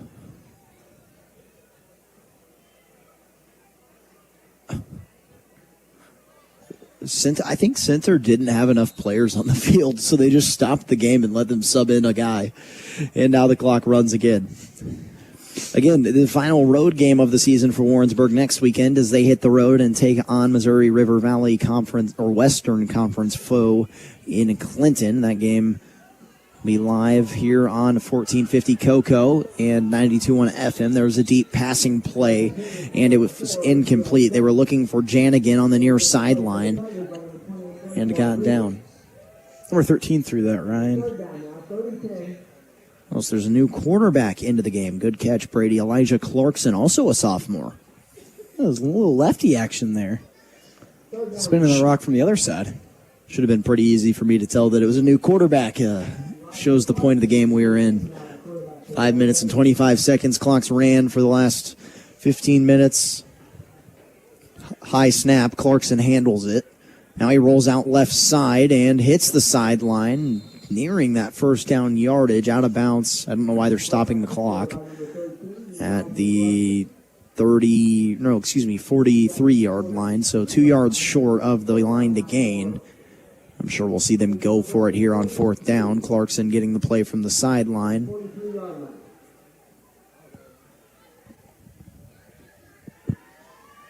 Four minutes and 50 seconds to go in this one, and I apologize. Scoreboard said it's the third quarter for quite a while now. The third quarter went by so fast that we've now entered the fourth. We've been in the fourth quarter for quite a while. 6 seconds on the play clock. Clarkson, high snap on fourth down. He runs back, dives on it, and he'll go down at the 25-yard line. So Warrensburg will take over, and they don't have to do a whole lot with 4 minutes and 20 seconds. See, I told you the announcer jinx isn't real. It's not over yet, but on the 25-yard line, and we'll see the freshman quarterback of Braden Byron and company take the field for what is likely the last drive for the Tigers in this game. Again, on the road next week at Clinton, and we'll wrap the season up at with a home game against Oak Grove. Ryan, Clinton got some beautiful new turf out there. It's a really nice field. And off to Solons, a gain of 2. How do you know that, Brady? We had to stop out there before the state quarterfinal last year. Before we played Lisa. Yeah, no, we stopped there in my high school career as well. Maybe my sophomore or junior year of high school, I believe it was. Very nice field for a smaller school. Kind of just roll up on Clinton in the middle of nowhere, but they've got a nice football facility over there. I do remember that. 2 receivers to the top, 1 to the bottom, a tight end as well. They'll bring a receiver in motion, and as so often whenever you throw the freshmen into the game on a Friday night, they get a little nervous, the play's messed up, and it's a false start. And the good thing is that doesn't hurt you too bad at all. No. False start and move them back 5 yards, and clock's still rolling under 3 minutes. Warrensburg doesn't have to do a whole lot to end this game. Maybe pick up 1 more first down. Highly doubt we'll see a timeout out of either or any of the teams. Bring the man in motion, hand it off to Solons. Solons, he's got a lot of rushing room and dragged down after a very nice gain on the footsteps of the American Senior Benefits red zone. It was a good run there by Solons, Ryan. Was. Picked up a good gain of yards to cut down that yard to gain. 3rd down and 6. Clock still rolling. 2 minutes and 5 seconds to play in the 4th quarter. And in motion. It'll be a quarterback keeper, and he's buried after no gain on the play. It'll be interesting if we see Warrensburg attempt a field goal here, or I doubt it, but looks like offense will stay on the field. 4th down and 7. Minute 45 to play in the Warrensburg Chrysler second half. A very nice 56-point win here for Warrensburg tonight, barring any scores from either team. Fake the handoff, rolling out to pass. It's the quarterback, Byron. Byron firing it up and intercepted. The second turnover of the night as Byron just kind of lofted that one up. Yeah, it was kind of a, hey, I need to get rid of this. I might get sacked for a big gain. So, results as a punt, it's better than throwing an incomplete pass there, honestly. You gain a few yards back. I guess you could look at it like that. I don't really know. The ball's on the 11-yard line. Center takes over. I don't even know if we'll see them get a playoff as the clock's still running. We're under a minute to go. Maybe one. They finally get onto the ball with 50 seconds to play. Very nice win for Warrensburg tonight. In the shotgun, dropping back to pass, stepping into it. This is a long one down the sideline. Jump ball, and it falls incomplete with 30 to play. Fired up in coverage is number 27 for Warrensburg. That's Trayson Rubel. I'd say he's probably related to Jalen Rubel, who had an interception earlier in this game. Almost got one on the same night as what I would presume is his brother. Well, Ryan, he won earlier also the freshman court. Oh, wow. Okay. Yeah. Very big night for Trayson. Dropping back to pass. Wide receiver screen. This will be the final play of the ball game. Running down the far sideline. Almost breaking free and finally hit out of bounds as the sirens go off on the scoreboard. I thought he was going to break there for a second, and I was going to look really bad on the announcer jinx. But Warrensburg wins 56-0 on homecoming, and we'll go ahead and take a break and wrap things up on KOKO Sports. Beth from Warrensburg. Warrensburg Ford just made me another happy customer. Ready, set, Ford. It's game time at Warrensburg Ford, and we're offering savings that will make you a winner. How about 2025 Ford F-150 XLT with low 3.9% financing for 72 months with approved credit, plus $3,250 in savings. It's a great way to tailgate in your new F-150 from Warrensburg Ford. Hi, I'm Evan Harris, and the tradition of making happy customers continues at Warrensburg Ford. It's time to stack the score. Hi, this is Annie from your Warrensburg IHOP. Warrensburg High School football is back in action, and so are we. After every home football game, everyone gets a free pancake for every touchdown our home team scores. So make plans to come on in and celebrate your Warrensburg Tigers at your Warrensburg IHOP. Every Friday after home games, IHOP Warrensburg. We stack the score. AM 1450 and 92.1 KOKO with Warrensburg Tigers Football. Warrensburg wins 56-0 on homecoming as they sing the fight song here in the near stands. Ryan Retone, Brady Retone here to wrap things up on KOKO Sports. Brady, a dominant win. You finally broke your curse of showing up to Warrensburg games and losing for the Tigers. What'd you see out of them tonight? I saw pure dominance, Ryan. Yeah. And I saw Warrensburg play the brand of football that we all know they can play. We talk about games they should win and that they pull close to winning. And this is, if they put performances on like this every week, Ryan, I don't see why they aren't a 8-1 team this year, 9-0 team this year, because that was a really good and put together football game. Yeah, for Warrensburg, offensively, dominance. That's the first thing I would say. A.J. Smith kicked off our scoring tonight with a rushing touchdown. He had 4 of them, 3 in the second half. It was a 13-yard touchdown completion from Manning to Mayhem, actually the first play of scrimmage for Mayhem. Then for Mannering, that is. Then it was a 57-yard scoop and score for Trevin Shaw, who also had 2 interceptions in this game. He put the score at 21-0 it was at the time. Then a 21-yard touchdown pass from Mannering to Dorian Lee made it 28-0. Cruz Villegas had a 71-yard punt return. And again, A.J. Smith had 3 second-half rushing touchdowns to leave us with the final score of 56-0. We'll go ahead and give you one last update from the MoSportsZone scoreboard. If I can get it pulled up here.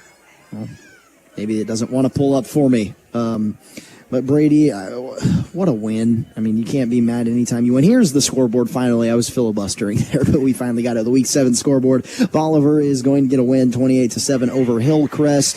Hickman and Camdenton, 42-30. Camdenton's come back in that game. It's still in the third quarter.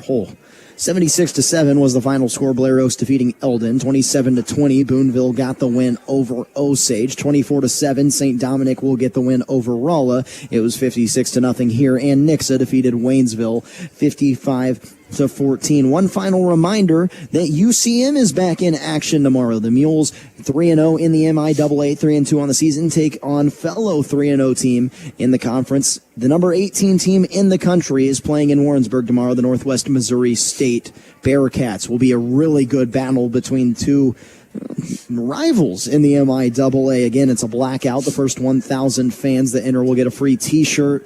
So many special things going on in Warrensburg tomorrow, whether you watch it live, whether you go to the game live or you listen to it on the radio. We'll have it right here on KOKO Sports. Kickoff is at 1 o'clock on 92.1 FM, 1450 AM, or 98.5 The Bar. Brady, any final thoughts tonight? No, Ryan, that's all. I think you hit everything. A great win and a great job of getting back on track for the Tigers. Well, special thanks to Zach Schmidt back at the studio. He was our studio engineer tonight. He's Brady Retone. I'm Ryan Retone, reminding you of tonight's score. It was 56-0 in favor of the home team, the Warrensburg Tigers, saying so long and good night on KOKO Sports. When is the last time you sat down and actually looked at your insurance policies? Hi, I'm Lindsay Tegmeyer from State Farm. As a longtime resident of Warrensburg and Johnson County, I'm passionate about the people that live here.